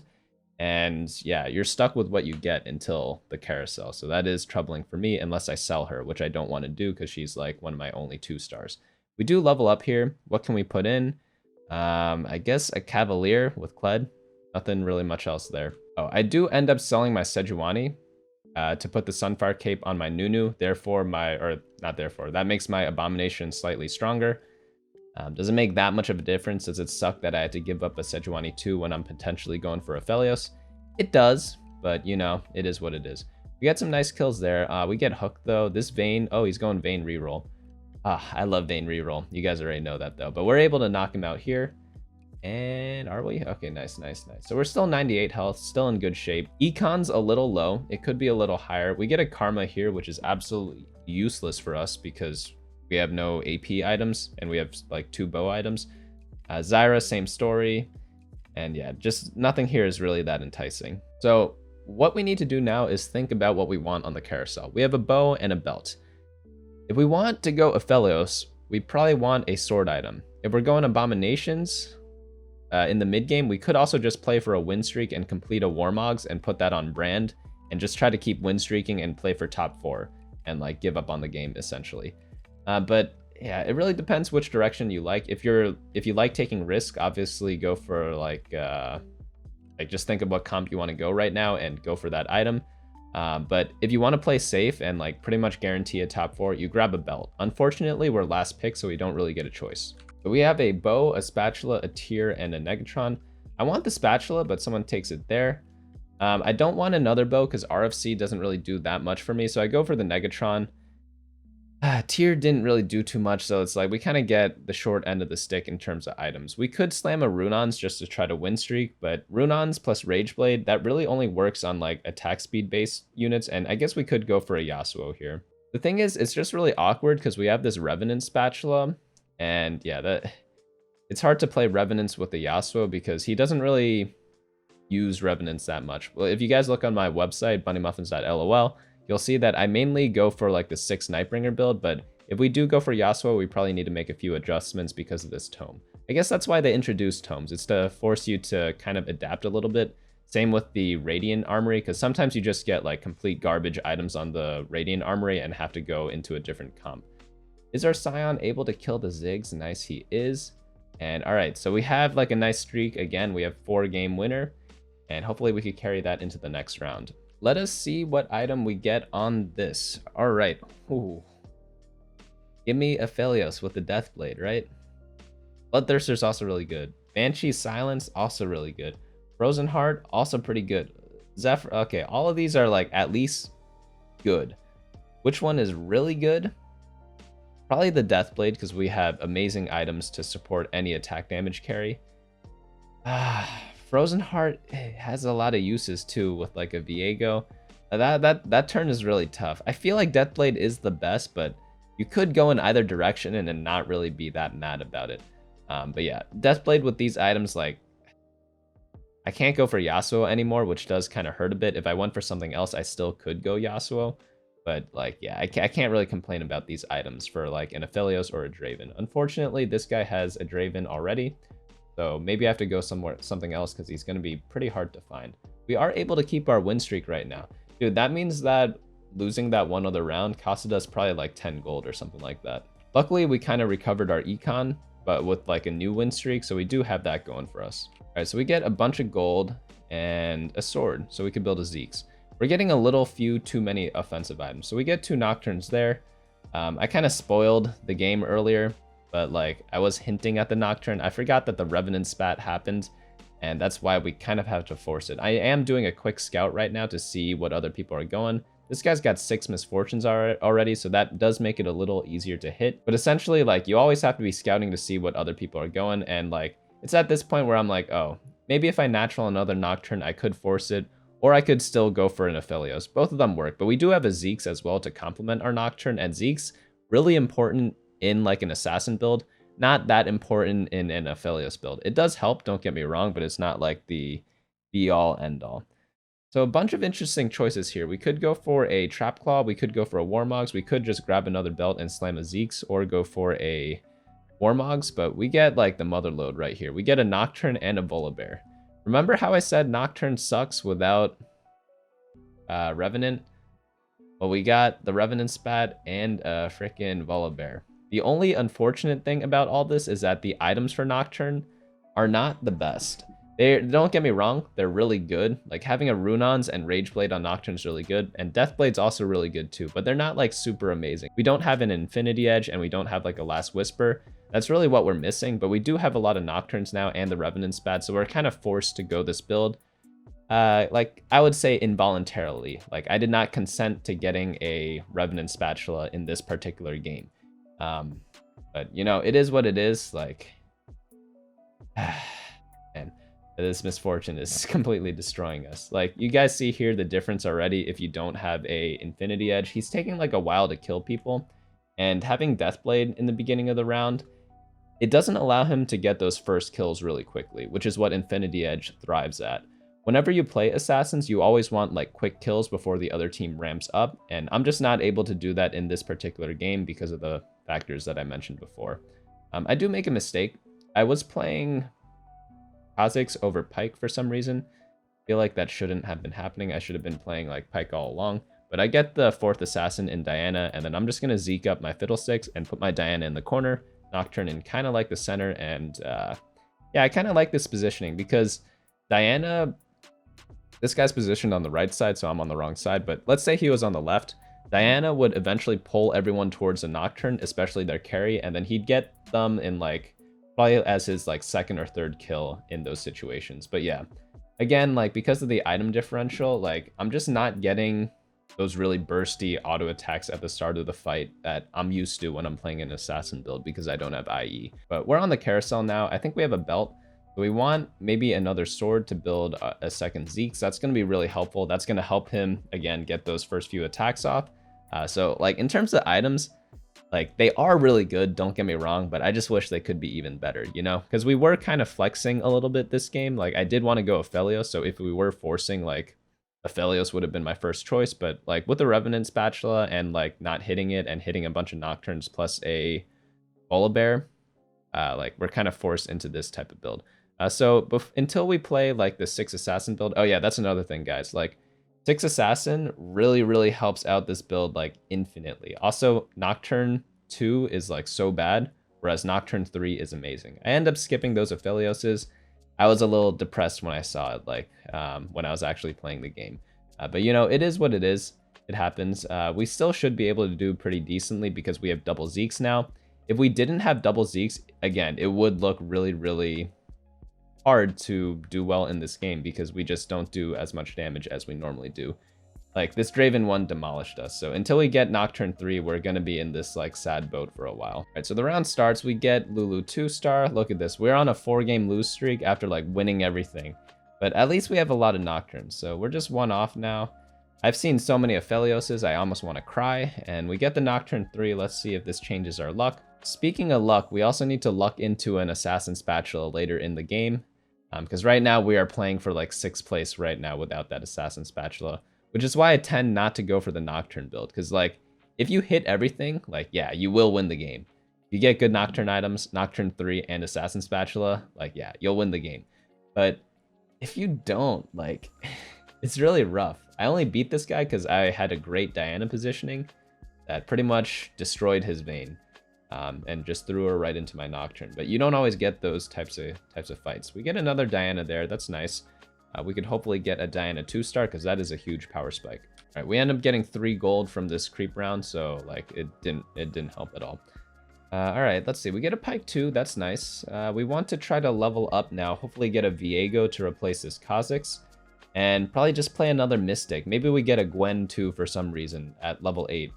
Or maybe we could even try to go level 9 and play some other goofy stuff. Essentially, like once you have your team, like you just want to figure out like what actually improves it. So right now we have a pair of Fiddle and Diana on our bench, but if we leveled up and rolled down, we'd only have like 20 to 25 gold to roll down with to find both those units. And I kind of want to guarantee hitting them. We're 60 life, so we're not that desperate yet. So so this particular game, I decided to wait 1 round before rolling down or leveling up and rolling down for this Diana and Fiddle.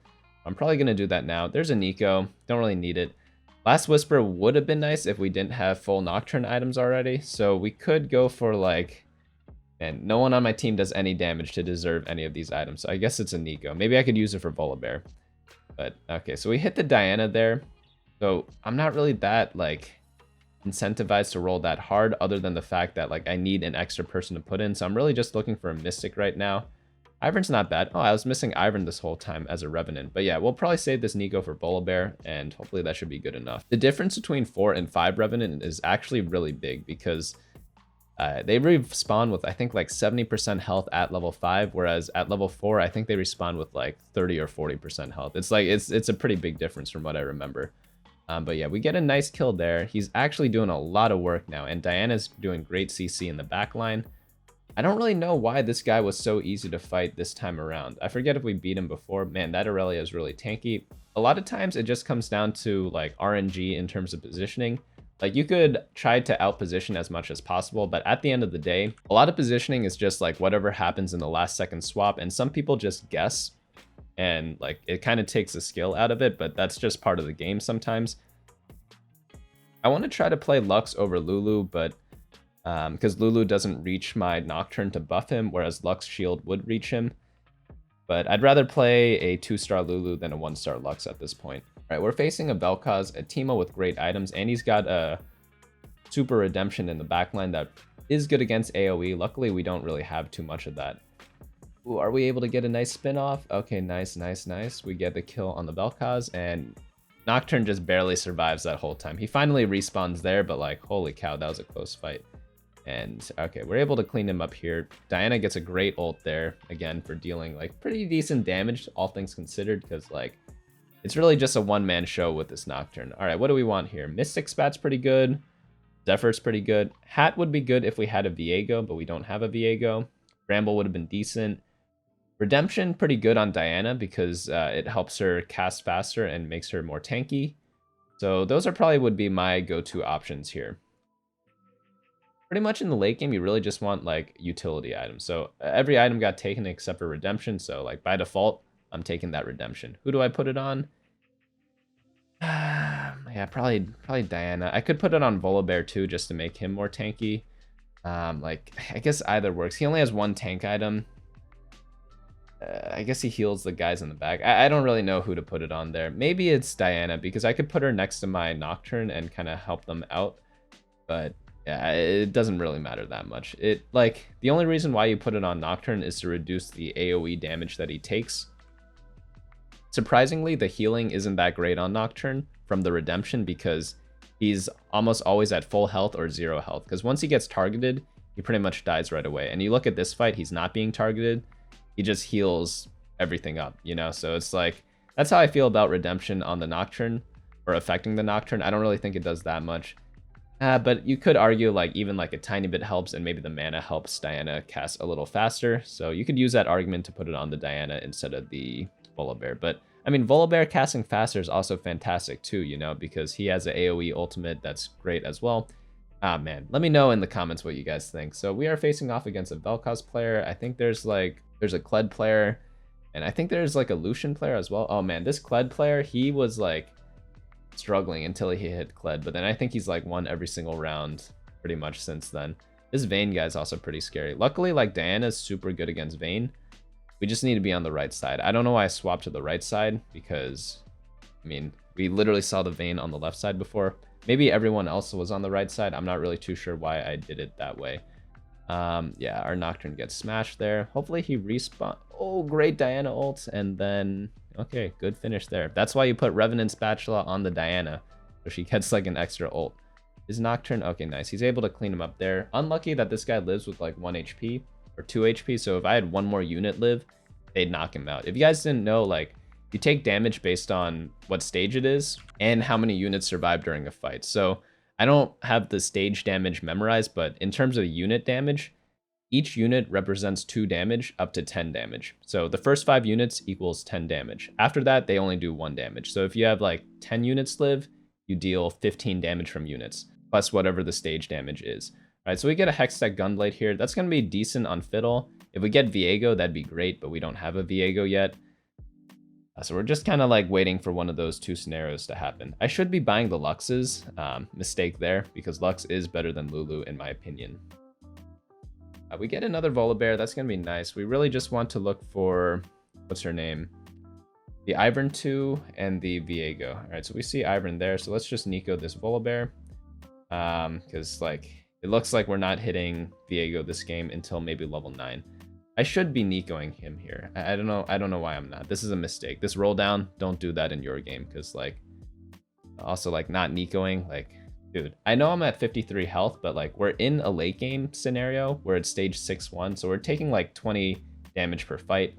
I need every upgrade I possibly can, and like I just skipped that upgrade for not that much of a reward. So it's like, yeah, saving the Nico for potentially hitting both Volibear and Viego is like a little bit of a stretch. I know I won this round, but like even despite that, I feel like just 2-starring the Volibear just pretty much guarantees like a top 2. But yeah, all right, so these items suck. I don't need any more items. I wanted a tank item for my Volibear. None of these are tank items. I could blue buff my Diana to make her cast faster. I could, like, okay, Giant Slayer doesn't do anything because no one does damage. Hand of Justice doesn't do anything because no one does damage. I guess I could GA my Pike. That's about it. So it's just a blue buff Diana, whatever. She gets the ult faster, which does affect the game quite a bit, to be honest with you. But like, I just would have preferred a tank item, if you know what I mean, because like Diana and Volibear both could use it. Or like a buff item. If I got a Trap Claw, a Shroud of Stillness, or another Zeke's, that would have been great as well. So I'm kind of looking around. I'm an assassin player, so you always have to be paying attention to what your opponents do. When you get higher elo, everyone like swaps a lot. So sometimes you could just not move and they swap back into you because they assume that you are swapping. Oftentimes people remember like who swaps, like because you remember who you played before and you're like, oh, that guy swaps a lot, or like, oh, that guy doesn't swap at all, or this guy fakes his swap. So he swaps and then swaps back. In lower elo, where you don't memorize everyone's names because you're playing different people every time, I don't really know what advice I have for that, but like as you get higher, you will be playing the same people over and over. I guess within the game, you could kind of remember what happens, but in higher elo, like you kind of remember who you face. And because of that, you can remember who swaps and who doesn't swap. The items here kind of suck. Mystic's probably going to be the best one. I think there's one AP player, but I'm mainly worried about the Kled guy. So none of these items help against the Kled guy, because the Kled reroll comp right now is just so disgustingly strong that you want to, like, that's the only guy who beats me, I'm pretty sure. I didn't have the best positioning against him. I also messed up this Diana swap. I definitely would have crushed this guy with a Diana swap. But again, I'm not using my Nikos for some reason on my Volibear. It just doesn't make any sense to me. I'm not doing it, but are we able to beat this guy? Oh, Nocturne, barely living. Oh, Nocturne actually did it. What a god. All right, so, but again, like, there's no reason not to Nico the Volibear. Like, I clearly am not getting Viego this game, so it's just, like, really silly to me. All right, so we have an Assassin Spatula there. There's also a Revenant Spatula that we could have used. Shroud is also really nice, but I think Assassin or Shroud is decent here. We are like level 8 or level 9? I think we're level 8 right now. So there is like an okay chance that we get the Viego. And that's really what I was hoping for here. But maybe I should have just gotten the Shroud, because the Shroud is like guaranteed value when I'm like pretty much beating everyone. So that guaranteed spike probably is a lot better than whatever this Assassin Spat is going to do. I'm going to drop it on my Fiddlesticks because he's the best holder for it. So now I don't have to play Kha'Zix anymore, and I play the Lux instead for more Mystic. But again, Mystic doesn't help against the Kled player. I'd finally Nico my guy because I realized how impossible it is to get the Viego. But like, honestly, I need to be hitting 2 Viegos plus another Volibear before like saving it actually benefits me. But I get a nice matchup. I get to face both of them here with my Ghost, so yeah, I had a pretty decent positioning against them as well. And Nocturne's able to eat through everyone there, so we won this fight. Let's take a look at the other one. This one's a lot closer. His Kled's really scary. Yeah, I don't think Nocturne's able to do this one here. So we have to face this guy again. We need to do a little bit of mix-ups on our team. If we hit the Viego, obviously we're going to destroy him, because 6 Assassin, infinitely better than, what do we have, like 4 Assassin? But we don't end up hitting that there, so we have to wait a little bit. So positioning-wise, you just want your Diana and my Volibear in front of him. I have that set up right now. Ideally, you want Ivern in front of him too. He does get his Teemo out of the way, but that actually builds like a pocket for my units. So once this Volibear ults into the Diana ult, it should do a lot of disruption to his team. And we're able to... Teemo gets hit by the Runons. We're able to kill his Kled this time. I don't really know what changed that much in this fight for allowing me to beat him, because this guy was beating us like, I think 3 times in a row before this, so I have no idea how we were able to win this round compared to the other ones. But let me know if you guys know why in the comments, because like, yeah, this guy like destroyed me in every other fight this game, but we were able to beat him this time, so that was pretty fun. We kind of got griefed by the Toma traits, but we were able to find like a way to make it kind of work, even with like not the best items, but like really good items, obviously, at the same time. But yeah, like, so you can't always get what you want. Made a lot of mistakes too, like we didn't Nico the Volibear, but hopefully you guys don't make those mistakes in your games. But let's move on to the next one. All right, so the game starts. We try to get the bow, we just don't get it. We're left with like Kha'Zix with Rod or Udyr with Rod. Clearly, people are not liking the Rod at all. So that means like, is it time for another AP comp? It might be that day. We get 6 gold from the first like drops. because these units aren't that great. I guess Brand is decent. We could use him for maybe an Abomination build. Let's see. We get 2 Graguses. We also get a Kha'Zix here, so maybe Chugbug. Probably not, because we don't have the items for it. Ionic Spark is actually a pretty decent item in Chugbug, but like, because we have the Rod this early, we're probably going to get another one, so we probably have to go for some sort of AP build. We get a Gragas too. That is amazing, of course. And alright, so not much else to buy here. I guess we could buy Callista, potentially go for the Abominations. We get a Nocturne, pretty useless, but yeah, just buy the Callista and call it a day. Can we go Assassins at all? Probably just for the early game. Like, again, we just don't have Assassin items. We have a Chain Vest and a Rod. Like, this is a feels bad, man. So I'm gonna put in the Soraka, play 3 Dawnbringer, I guess, and try to make interest at that. Like, not much else you can do here. I can't even play Ziggs because I don't have a blue buff. All right, so this guy's 2-star Olaf, leveled up, got a Nidalee as well, so we probably lose this one, but it's the same story. I don't think I've ever won stage 2-1 ever, because like I don't level up. I always wait till the armory and then I decide there. Sometimes it works out, sometimes it doesn't, but like this has worked for me, and hopefully it'll work for you if you guys follow this. Like, actually don't follow this, because don't start bow. I want to start with bow and do all the reroll comps. So if you're in my game, like, let me have the bow or something like that. But let's wait and see what we get into this next carousel. Of course, I was kidding before. And we get either a bow or a rod. It's a little too late for the bow because we already have 1 rod. We're probably going to get another rod drop later on. So having like 2 rods here probably is another hat game like we saw before. But we'll have to see. Like, you could slam it right away. It doesn't really help us win that much because no one can really hold it. Whenever you're playing TFT, like, and you're thinking about slamming items, you still have to slam it on someone that makes sense. And right now, no one makes sense. This guy has Tristana with Deathblade. He's got level 4, but he's all 1-star, so we might pull out like some surprises here, honestly. Never mind, our Gragas died, so actually we don't even kill a unit. We killed 1 unit, but they respawn from the Hellion thing. So not the best start. We're at 86 life. We do get 4 Dawnbringer here. Like, maybe we could just go for another Karma game like we saw before. Like, we have the Dawnbringer start, we have the rods, we have a tank item or half a tank item for Gragas or Garen. So we're just really missing Karma. So we could go into do some Invoker stuff. All right, this guy's doing reroll Varus. You could tell from the 2 Varuses and the Vayne and the Rage Blade. But unlucky that we beat him here because we really wanted to lose streak. But like most people, I guess they just didn't have any 2-stars. So that's why we blew through them here. A little unlucky there because that ends up costing us a ton of gold. Right, so on the first carousel, I go for a spatula.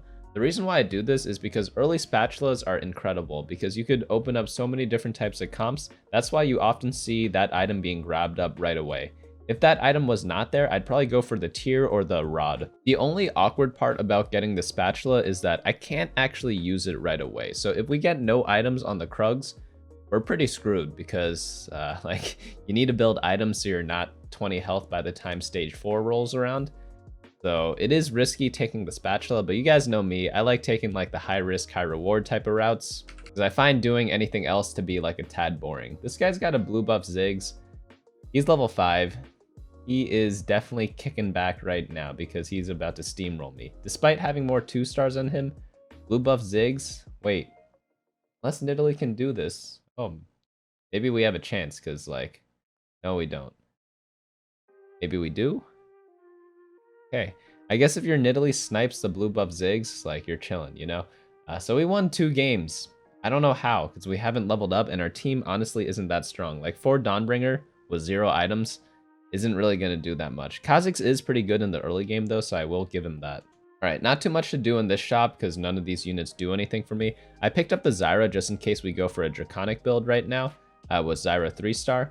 But I didn't end up putting them in because we won the last 2 games. So I'm not going to go ahead and play Draconics. I'm going to try to win the last round despite being level 4. But we face like the guy who's at 100 health. This guy's been win streaking. For some reason, Kha'Zix isolation damage didn't proc on that auto, even though it looked like the Poppy was alone. So we just lose this round here. Unlucky. We sell the Ashe. I probably should have sold the Callista and the Brand instead. And just go for Draconics after that. Of course, it depends what items drop here. I'm going to pick up the Callista. Maybe we go for A-Bomb still. The reason why A-bombs work really well with Spatula is because you could build Spellweaver Spat, but the Spat honestly also works well with Belt and Dawnbringers because that builds Dawnbringer Spat. That Golden Orb really trolled me because if I got another Spatula there, it'd probably be a GG at that point. And of course I get an Aphelios, which is completely useless for me right now because I don't have any, I have like 2 rods and a spatula. So remember how I said if I don't get an item during Krugs, I am screwed? Well, I'm about to be like 0 items the entire game, I guess. Because like the hat doesn't really help that much. Like who could I actually put it on? I guess I could put it on Ziggs or like Zyra right now, but like they, like they just don't really do that much damage. Of course it's better than nothing, but right now I'm just playing Draconics and like going back to my lose streak. So those 2 wins earlier like really costed me a lot because I just have so much more gold if I lost them right now. But we get smacked anyway. So right now we're low health and low eco, which is definitely not where you want to be at this stage in the game, or any game for that matter. We also face a guy who's leveled up to level 6, so we take extra damage there. Normally people level up to level 6 on stage 3 too, but he was win streaking, that's why he leveled up early. We could put the Ziggs in now. Maybe we could put Hat on him. We still got the Draconic eggs going. Like, I really should build an item. Like, I probably should have built the Hat a long time ago and maybe put it on my Kazakhs. The reason why I would put it on Kazakhs is because if I'm going for Dawnbringers, I could just sell him when I get Karma. And the reason why Hat is decent on him is because he deals damage, like a decent amount of damage, even to non-isolated targets, which makes his kill potential like that much higher. But the Hat's pretty decent on the Ziggs. It just takes him a while to cast, but once he gets there, it does one-pop people. Like, look at that. Like, he killed the tank, then he killed the DPS. So close, so close.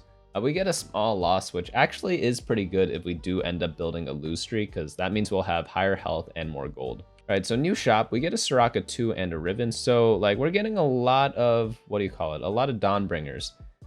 Whether we want to actually go them is another question. It depends what item we get on this next carousel and what our spatula turns into. So this is the Varus guy, I'm guessing, that we faced before. He's a little stronger now. He's level 6, so he's probably just playing like other comps, because normally Varus reroll, they stay level 5 a bit in order to get a lot of Leonas, but this guy leveled up pretty aggressively. So I'm guessing he's not doing the reroll build. He's probably just going to be playing Aphelios at this point. Right, so we are on this new carousel. I honestly don't know what to get here. Like, I have a chain vest and a spatula. Like, so if I get rod, I could potentially build the Spellweaver spat that I was talking about. If I go for vest, I could build a bramble vest to get an immediate power spike. I don't actually want to build Spellweaver spat right away because I don't even know if I'm actually going Zyra quite yet, or Vel'Koz. So it's just a really awkward spot. I'm not really too sure what I should have taken there. If someone is like high elo or whatever, and watching this, like, let me know what you would have taken there, because that turn thoroughly confused me. All right, so we could get the Brand 2 here. I guess we complete it because we have a couple of Spellweavers, but is it really that much better than anything else? I've heard blue buff Brand is pretty good, but I don't have a blue buff, and I don't even have a tier to kind of top that up. But maybe we get one in the next, in the Radiant Armory. So this guy's got the blue buff Ziggs. He's level 6. Got a set 2 and a thresh 2, but we got a couple of 2-stars now as well, and we're level 7, so hopefully we are able to win this round. Remember before my rule about leveling up, if you can do it and you're playing standard and you could keep above 30 gold, it's generally like a decent idea to do so. Okay, so we get a nice win there. If we get something good on this Radiant Armory, we are like right back into the game, and we get, whoa. So we're going to play the game. Do we get a Vel'Koz or a Karma? If you get a Vel'Koz, you obviously want the Spear of Hirana. If you get a Karma, you obviously want Blue Blessing. Like, let's just play the game of what we get. The reason why I took the blue buff right away is because I have a Ziggs, so it's going to give me the most survivability immediately. The Spellweaver stuff, like with Vel'Koz, obviously, like, Spear of Hirana is a lot better. But, like, I'm at 59 life. I want to try to preserve that life total as much as possible. And blue buff on Ziggs is just great for not dying before you see Wraith Camp. So, like, watch this guy. He's, like, auto, ult, auto, ult. He's throwing a lot of bombs out there. Like, I'd make some joke right now, but it's, like, not the right political landscape to do that about this stuff. But like, he's destroying a lot of stuff with his bombs essentially, and yeah, Yeah, dude, he's a 1 cost, and he's just like demolishing this like Lucian 2 board. Or this, not Lucian 2, this Lucian Sentinel board. All right, so we get 2 items here. We get another rod and a sword. So I can go for a double hat game again. I'm not that impressed by double hat. I gotta say that. Like, a lot of high elo players are like swearing by double hat, but I just haven't seen like the best results from it, because like it just doesn't one tap a lot of things in the back line. We do end up getting the Karma there. I'm not sure if I should have sold the Ziggs quite yet, because I think Ziggs is actually more powerful than Karma at this point. Maybe at 4 Dawnbringer, never mind. Karma's probably better, but like, it's tough to say. Now we have a random spatula, so we could turn that into a Dawnbringer spat by getting a belt. That's probably what we'll look for on this next carousel and on this armory in the next turn. Let's see how Karma does. She is only 1 star right now, so like she does a decent amount of damage, but like for a double hat, I'd expect her to do a little more. Because sometimes with Jeweled Gauntlet, she just one taps those units instead. But like people are swearing by double hat over a Jeweled Gauntlet on Karma. But I'm yet to be convinced in my personal experience. All right, so on this armory, nothing too much there. Probably grab the cloak to build a defensive item. That's really all I can think of here. I sold the Udyr. I don't know why I was playing him last round. We have 6 Dawnbringer now. I probably ran out of time last turn, honestly. But let's build the Gargoyle Stone Plate. We don't have the Fiddlesticks 2 like we did in the other Karma game, so I'm just going to build it on the Riven and sell him or her as soon as I can. We have a ton of gold because we were playing Draconic, so I'm going to go ahead and do a bunch of pre-levels, probably all in after the carousel. And the reason why I can do that in this game, where you might find yourself in situations where you can't do it in other games, is because I have a 6 Dawnbringer board. A lot of the vertical synergies are really strong on like 4-1, because even if you're like half your team is 1 star, which mine is right now, like the synergy alone like kind of makes up for that. So it's a really easy way to get like a good cheap board. Obviously, I'm not going to beat any of like the 2-star 4 cost people, but like for most of the games, it's like playable enough to reach like level 8 and then roll down there. Also, this game I have a ton of gold, partly from the Draconic, so I could get like a super huge roll down at 4-5. Potentially, if I lost these next couple rounds, I'd also get the Radiant Blessing, so that's another reason why I wasn't too scared. So we get some good hits from Karma there. Unfortunately, I was looking at items, so it got blocked. She did like do real damage this game. So once she gets a 2-star, she should be cleaning up a lot of people. So on this carousel, there was a spatula, but someone else took it. So I probably just want to grab the belt. I don't know why I didn't. Oh wait, no, I forgot. I grabbed the Teemo because Teemo is an invoker and I want to play 4 invokers. So even with like the sword being kind of like a grief, it's not bad because getting 4 invoker is essentially like saving me a ton of gold later on, and it saves me 6 life, honestly. All right, so I leveled up there, and then I put in the Syndra over, I think, the Kha'Zix. That way I get the 4 invoker right away. I have 5 Dawnbringers right now, so I could probably sell this Riven and play something else, but unfortunately, I don't really have anyone else to put in right now, so I guess I just keep Riven in there for now. I guess maybe like she does get the Dawnbringer buff, so she's like half tanky. But maybe we even get like a tier on this Wraith camp and get like a Spirit Shojin on Teemo. That'd be pretty sick, you know? But yeah, 4 invoker right now with this double blue buff Karma. Is that too much mana for Karma? He got her like insta cast pretty much after 1 cast, so maybe it's too much. I don't know. Maybe the 4 invoker wasn't that important and I should have gotten the belt instead for the Dawnbringer spat. Because like she is a little overkill right now. Maybe I could transfer the blue buff over to Teemo though. So new shop, we get a Riven 2-star. I guess I just complete it, just play it for 1 turn. I only lose 1 gold, and if I win this round because of the Riven 2, it more than pays itself off. The reason why is because I need to buy Teemo, so I'm lower on life this game anyways. And also like I'm on a win streak going into the neutral round, so that win could actually be like completely huge. I see another Karma here, which is nice, but we do obviously need her 2-star before we actually play the game. 2-star Lucian and an Akshan and 6 Sentinel and Ironclad. Dude, this guy is doing incredibly well for himself. And like, again, Jeweled Gauntlet might have killed that Lucian. Obviously, Karma 2 would kill the Lucian as well, but like, that ruined our streak. Man, we are not streaking well this game at all.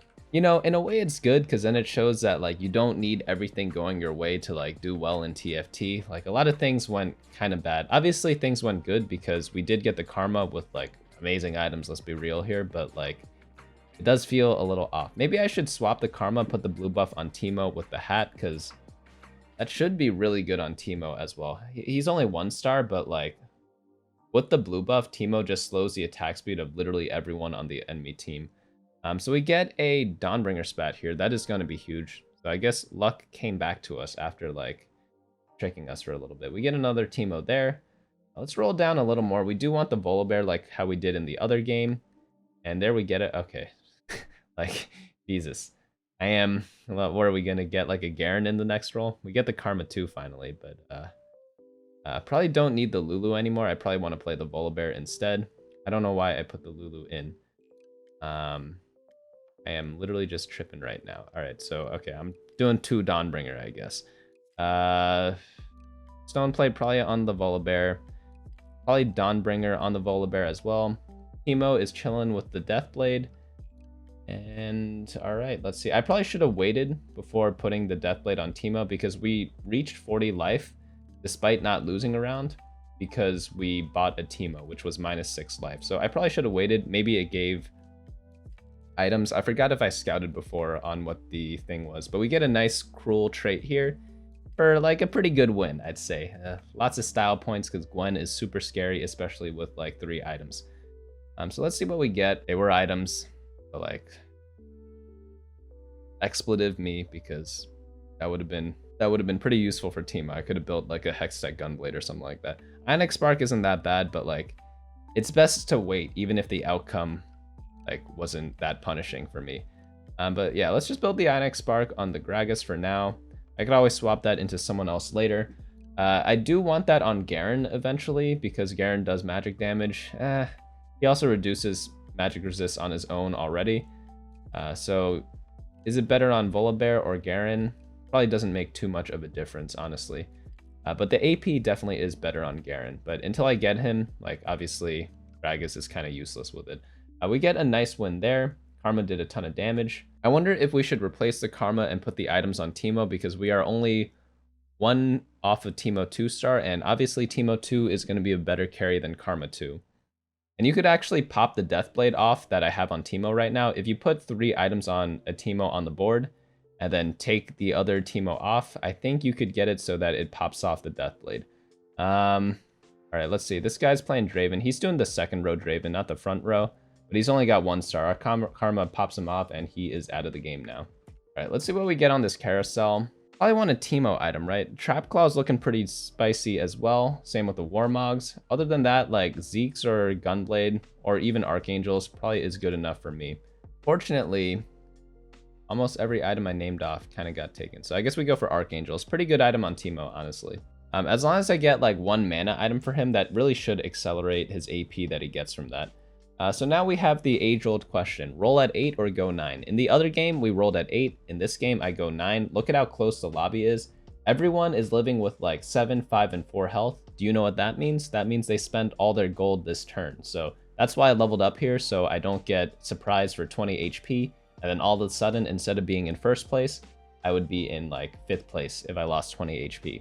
So that's why I went ahead and leveled up really aggressively there because like everyone else is rolling to 0. Look, this guy's also 0 gold, and you kind of need to follow the lobby. Like if everyone was like 20 life, like everyone at the bottom was at 20 life, maybe they don't roll down, and then I agreed instead to go level 9 on stage 6-1. But in this particular game, like you notice everyone's health total is super low, so that's why I went ahead and leveled up. Unfortunate on the targeting there, we almost got the cruel trait to work again, but unlucky that it did not happen. We get a new Karma, maybe we could replace the Karma later. Right now we face a Nocturne. Syndra gets an amazing ult against a Nocturne, which should allow our Karma to pop the Nocturne, right? Because that just bought us like infinite time. But maybe this Nocturne just regens too much life. Holy cow. Oh no, are we able to kill? No, we can't get the Ivern, so we take 2 extra damage. Right, that's like, yeah, all of a sudden we're at 24 life now. Not the most fun thing in the world, but we do get 5th place at least. We get a Morello here, decent on Teemo. Obviously, there are better items, but like, it's pretty good if it gets someone like that Nocturne, so he doesn't permanently heal for the whole fight. All right, we're gonna roll down here. We get a Garen. Hopefully we get a Teemo as well. And there he is, Teemo 2-star. Do I want to sell my Karma? I don't have an extra Karma to swap the items over with, so we just get a Teemo 2. Let's get the Volibear as well. Probably put the, what do you call it, on someone else. Let's lock this shop. Garen or Volibear? I guess I just ended up putting it on Volibear anyway, so maybe I should have just put it on Volibear at the start, but I think my rationale here was I have 2 Volibears here. I don't know. That's tough to say. Would you guys have put it on Garen or Volibear? Volibear does have the stone plate, so it does make sense in that aspect. Morello should be paying off dividends here by reducing the healing on the Gwen. I don't think it actually did though. I think we just out DPS the Gwen's healing with the Karma, so we are able to like kind of luck out there on that win. Because normally Gwen with like 3 good items on her, like sometimes solo carries the game. She's like one of the most underrated 5 costs, I think, right now. Because no one really has like, no one plays a Gwen comp, you know, but like you put a blue buff and like a hat and gunblade on her. She has jeweled gauntlet and Hodge in this case, which is essentially the same thing. Like she's going to be doing tons of damage. I'm going to go ahead and hide in a corner here because there is a Nocturne player. And I just want to protect my Karma as much as possible against him.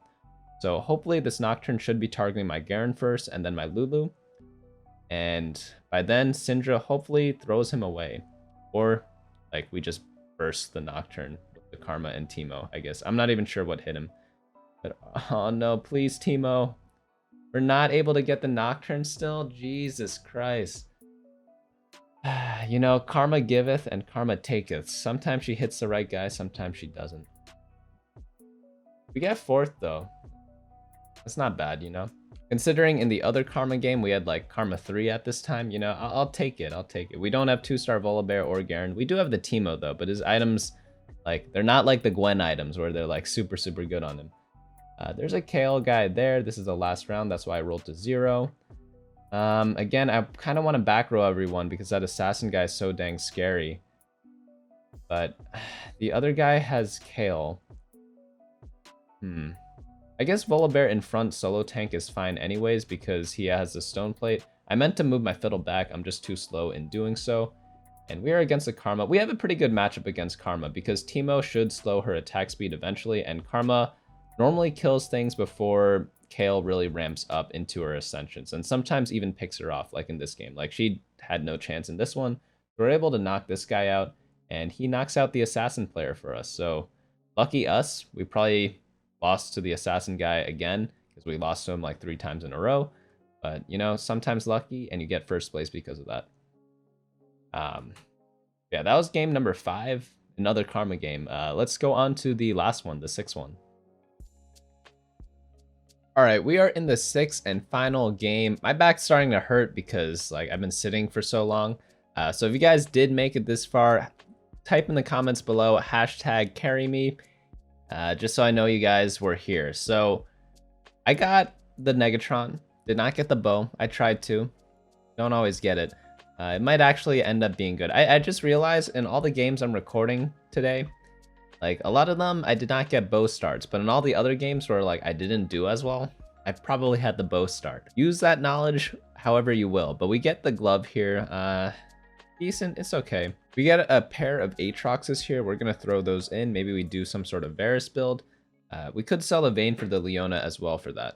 All right, let's see what we get from here. We get a bow, so that makes me want to keep the Vayne. I was about to sell a Vayne and buy the Leona, because if we did not get specifically a bow, there's no point in keeping Vayne, is there? So it's looking like a Vayne reroll game right away. But we get a bunch more items. Getting that Hecarim like really encourages me to do that as well. But I probably should have picked up that Hellion unit though, because we could have potentially gone for the Kled reroll build, because we have perfect items for that too. We have a Negatron for either Runons or Bloodthirster, and we have a crit for IE and a bow for Last Whisper.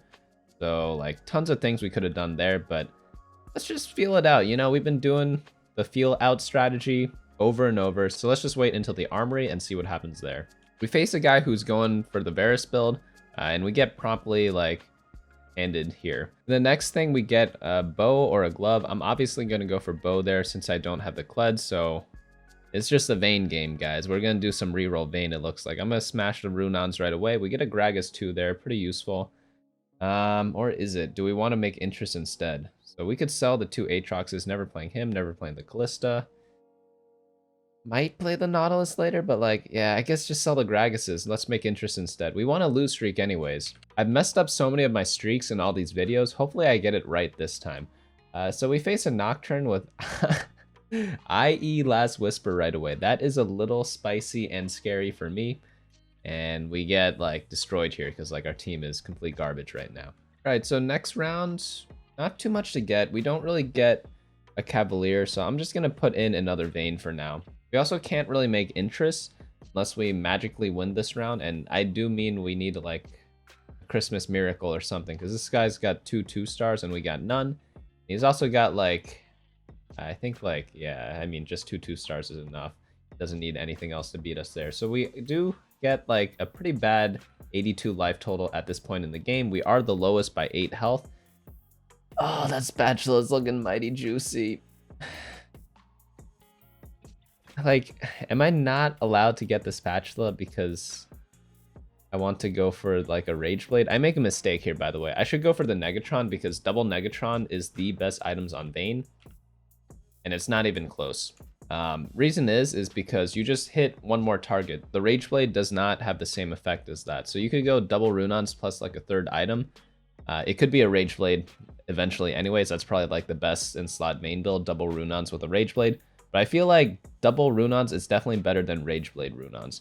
So we get a Sejuani there, so we could put in some Cavaliers. I'm going to build the Rage Blade, obviously, because that's why I took the item, but that carousel did hurt my soul a little bit. Both because like I had to skip out on the spatula because I'm going for Vayne, and secondly, obviously, because of the lack of the second Runons, which, again, is a lot better. In the early game, Rage Blade's better, but as the game goes on, you definitely want that second Runons. In this next round, nothing appetizing here, so I'm just going to sell Aurelia and make interest. We do have a decent amount of gold this game. We have 30, so it means we'll probably have like around 50 after Krugs. We are missing Vayne 2-star. That definitely saves us a lot of health, but hopefully we lose here. This guy's level 5 despite being all 1 cost. Not really sure why he's level 5 if he doesn't have a strong team. Because normally you want to not level up if you are not win streaking. Do we get the kill on the Thresh? No, not quite enough. So we are... Oh my god, guys, look at the scoreboard. 66 life. The next guy up is 82. And there's just a guy chilling at 100 right now. He's got 44 life than us. He's got 34 more life than us. So we are on the Krugs now. Let's see what we get. We get some gold, and hopefully we could finish this glove item. Maybe like a Trap Claw or something. We get an IE, not really that useful. So we need 2 belts now. We need a belt for Zeke's and a belt for Trap Claw, because those would be insane Vayne items, like literally insane. That's probably like the best 2 support items you could get on her. We rolled once, we rolled twice. Nothing. We skipped the Sejuani because I guess I should have bought her, but we did end up getting a Vayne, so at least we get the Vayne 2-star to hopefully help us a little bit in our journey. Oh, Hecarim 2-star. I'm not sure why I rolled that second time. I think I would have sold the Sejuani if I didn't hit anything, but getting that Hecarim 2 is definitely a big spike there. Alright. This guy's Callista 2, Rage Blade, Death Blade. That is not looking so hot for us. But our Vayne is doing work. She's getting the Ranger buff and putting work in there, so this should end our lose streak. Never mind. Okay, that was close. If that spear hit our Vayne, I think that would have actually killed her. Alright, new shop. We get a Varus 2-star, and we get a MF. Do I want the Varus 2-star? Yeah, sure. Let's go ahead and complete that. You want to replace Varus with Ashe eventually, because Ashe is just a better unit, but, you know, like, we're 66 life. We're in last place. Like, we just need to live for a little bit. Interesting. This guy's got a Toma trait. Sometimes you can save your Toma traits. You don't have to use it right away. Obviously, using it right away gives you a faster power spike, but you could play around with what synergies you get from the Toma traits if you hold on to it a little longer and then release it once you have like the team that you want. Because that's what it's based off of. It's based on what you last played, and you could kind of trick it a tiny bit. But all right, we sell the Sejuani there. We get up to 51 gold. And let's see what's in this next shop. We get a Thresh. which is decent. And, oh, Vayne there in our rerolls. Let's roll down to 50. We get a new Sejuani to put in at level 6. Nothing there. Man, Karma loves us. We get her in every game. All right, so we rolled once too many times, so luckily that roll gave us, like, the goods. We got Hecarim and another Vayne, so worth after the fact, but not worth before. All right, this is the Assassin guy. Jesus Christ, he did not find another Nocturne, but on this next carousel, we definitely want that belt. This guy's destroying us. One of the counters to Vayne is Assassins for this exact reason that you guys just saw right here. She just jumps to the back, or Nocturne jumps to the back and just demolishes her. But once we get more units in our team, we'll be able to play around that. So let's grab a belt here. There's one on Ashe, which is perfect because we do need an Ashe anyways. I do like putting the support items on Thresh though, so do keep that in mind. So you could build the Trap Claw right away. You could also wait a turn to see what item we get off of the Radiant Armory. But we're definitely building some sort of like support item with that belt. We rolled a little bit, we do get an Ashe there and another MF. Unfortunately, I can't really afford this Ashe, so I'm just gonna chill for now. I probably should have sold the Varus to play the Ashe because I think Ashe 1 is better than Varus 2. Just because like the stun is just so useful. Varus like literally doesn't do anything, you know, he just does damage, but like he has no items, so how can he possibly do that much damage? Man, we're taking so much right now. Speaking of damage, we're at 48 now. So I actually sold the MF on my bench for that Ashe, and we get the best item we could possibly ask for here. We get a Runons. I'm gonna go ahead and grab that. You guys will see the power of double Runons in just a moment, because like, holy cow. Like, it's just not even fair what the difference is. We get another Vayne there, and all right, we'll chill after that. Nautilus is going in a little later. We could take out that and put in the Nautilus or put in the Ashe, but I probably should not have done that last roll. So I rolled down like unnecessarily twice, but I got rewarded both times. You know, sometimes that happens. What we are lacking in this team right now is like the extra Hecarim item or any Hecarim items. You guys can see right here, he gets melted like pretty much instantly. So even though we have great support items and we have perfect Vayne items, we need at least like one defensive item for Hecarim and like a real one. Like maybe like a Warmogs or a Bramble Vest or a Stone Plate before we can really like take our hands off the wheel. So we're at 49 gold here. I should have sold the Nautilus to get up to 50 for the interest, but that's another mistake I make there. The reason why you don't need to keep onto Nautilus for level 6, because you do want to put him in eventually at level 7, but at level 6, a Cavalier is actually better than Nautilus because it buffs your tank the most. So we get another belt here. It's probably going into a Zeke's. I know I said I wanted a tank item, but honestly, by the way, we're rolling till we find Vayne 3 here because we're like so low and we were only one off. But honestly, we need a real tank item for Hecarim. Sunfire isn't a real tank item. It's more of a damage item.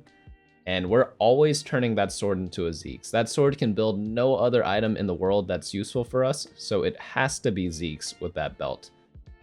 So that's the rationale for slamming it right away instead of building like a Sunfire cape or even waiting for the next round in the armory to pick another item. But right now we're pretty good. We kind of like stabilize because we have double Runon's Vayne with the Rage Blade, and like, look at this. She's just melting 3 people at a time. And holy cow, like double Runons, that's exactly what I'm talking about, guys. Like, it just does so much. Unlucky. We get a Sunfire anyways. Like, do I build it right away or do I wait 2 rounds? I think it's better to wait 2 rounds, but I can't fault someone for slamming the Sunfire right away just because we are such low HP right now. But I am pretty patient. I do hold off on building it. And again, it's just because like I need an actual tank item for me to like really solidify my team. Like Sunfire Cape is actually an offensive item because it's mainly for damage. It gives like no defensive effects whatsoever. So that's why you really want to hold out on that item, even though like Sunfire is a great slam. If it was early game, I probably would just build that. All right, so we found Vayne 3. We do have 1 extra Hecarim, so I do want to roll for this Hecarim 3-star. We get a Sedge 2 there, which is nice. Again, as I said before, Sejuani better than Nautilus at level 6. So we'll just roll down to 50 gold every turn until we hit Hecarim 3. All right, we're facing a Lucian guy. He's got 6 Sentinels. He's got Ironclad, I think. Vayne's doing some work. Normally, like, our front line would not die to this Lucian, but Like, again, we have no tank items, so they actually died to him. Luckily, our Vayne obviously is going to out DPS a 1-star Lucian, so we win this round. Wow, someone got knocked out right away. For some reason, I was AFK when the carousel started, not sure why. But Belt, Chain, or Negatron, all three would be great options here. Let's roll down a little bit again.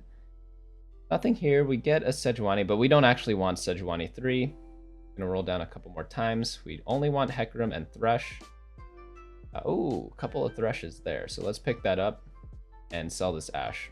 So in terms of items, we had a Belt and a Chain. So Belt's items, it's really only Warmogs. So I feel like Belt is better than getting the Negatron for the Stone Plate, even though Stone Plate's a better item. The reason why I'd rather get a Belt there to build Warmogs is because on the neutral rounds, if I do get a random item, I have more outs if I have a Chain component, because I could build either Bramble or the Gargoyle Stone Plate, whereas Belt really only has one out, which is another Belt. So if you look at this game, I probably won't get another item. So maybe it was worth just getting the Stone Plate because Stone Plate's better, because we already have like 6.5 items. You normally don't get more than that in TFT. So we rolled down, didn't hit much. We're facing a guy with the Ziggs with like Perfect, Zyra, and Heimerdinger items. But yeah, dude, this Runons is just putting in way too much work. We have not lost since we've gotten these Vayne items. All right, so now new shop, we're at 64 gold. Let's roll down a little bit. Again, it's just Thresh or Hecarim at this point. Like, I don't even think I want to get Nautilus 3. Like, I guess if I see like 3 Nautiluses in one shop, I could go for it. But like, even Ash 3 is probably a waste of gold too. So I rolled down, nothing there. As expected, the neutral rounds did not give me an item.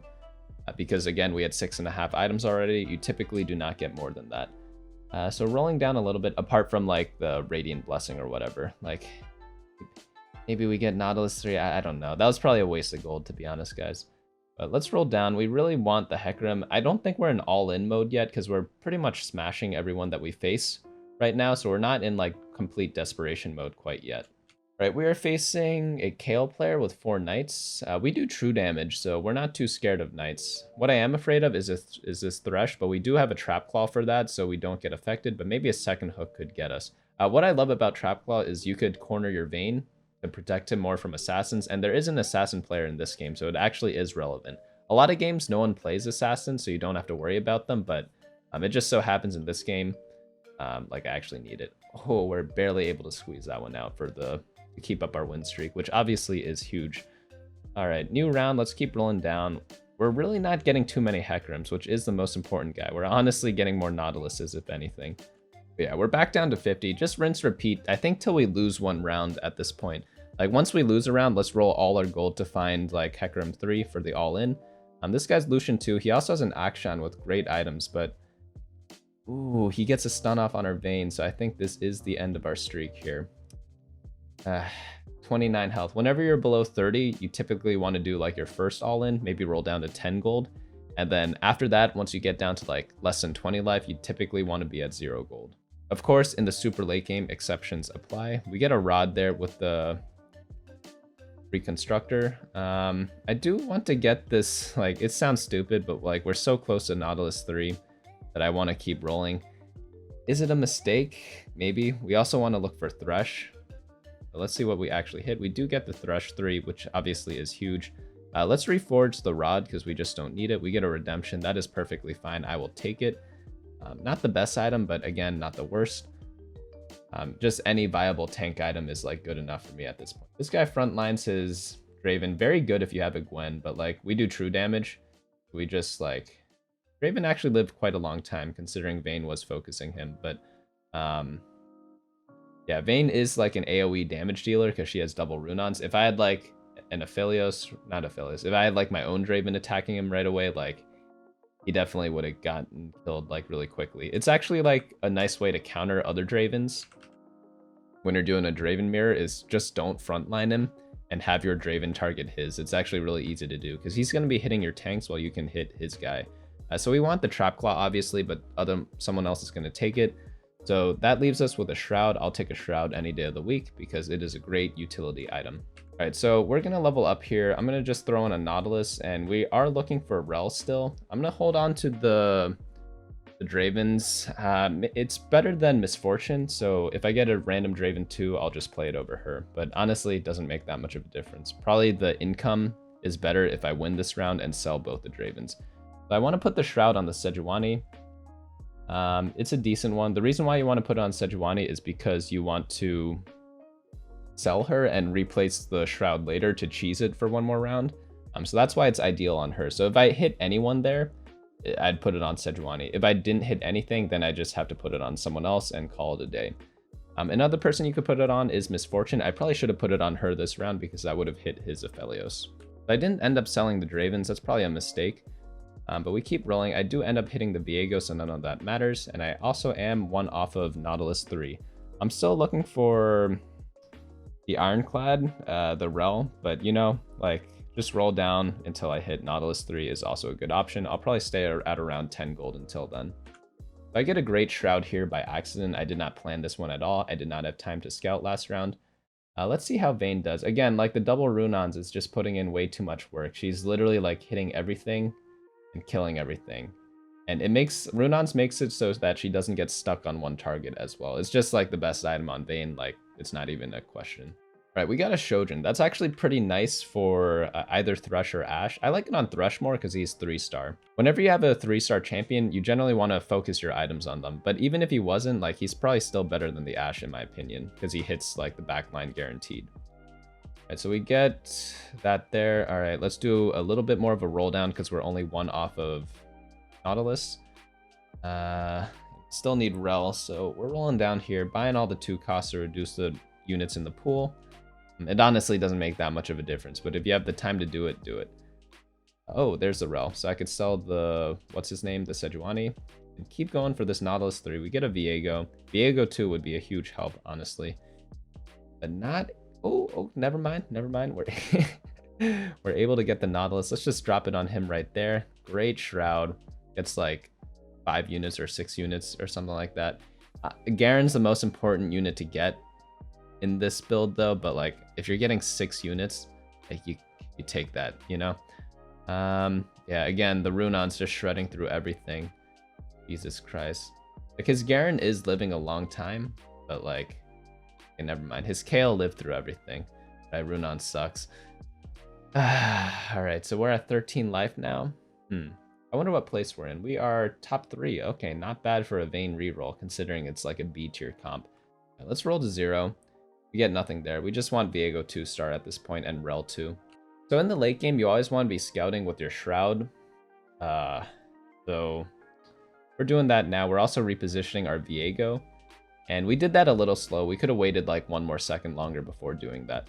So we're facing, our Ghost is facing the other guy, and then we're facing this guy at 13 health, the Kale guy who just beat me before. But for some reason, I'm able to kill his Kale this time. For some reason, last game, his Kale just lived, and yeah, it just beat me in the end. But this game, I really don't know what went differently.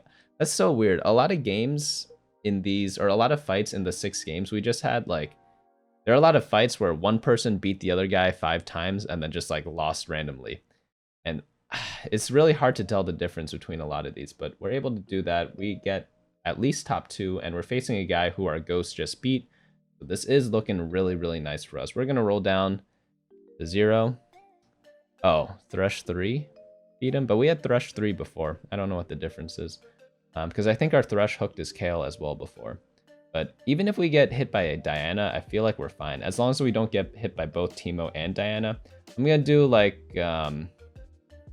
just random swaps at the end. I'm actually going to trick him out. I'm going to purposely not, what do you call it? Not Zeke's my Vayne, because he is 100% going to swap towards my Vayne.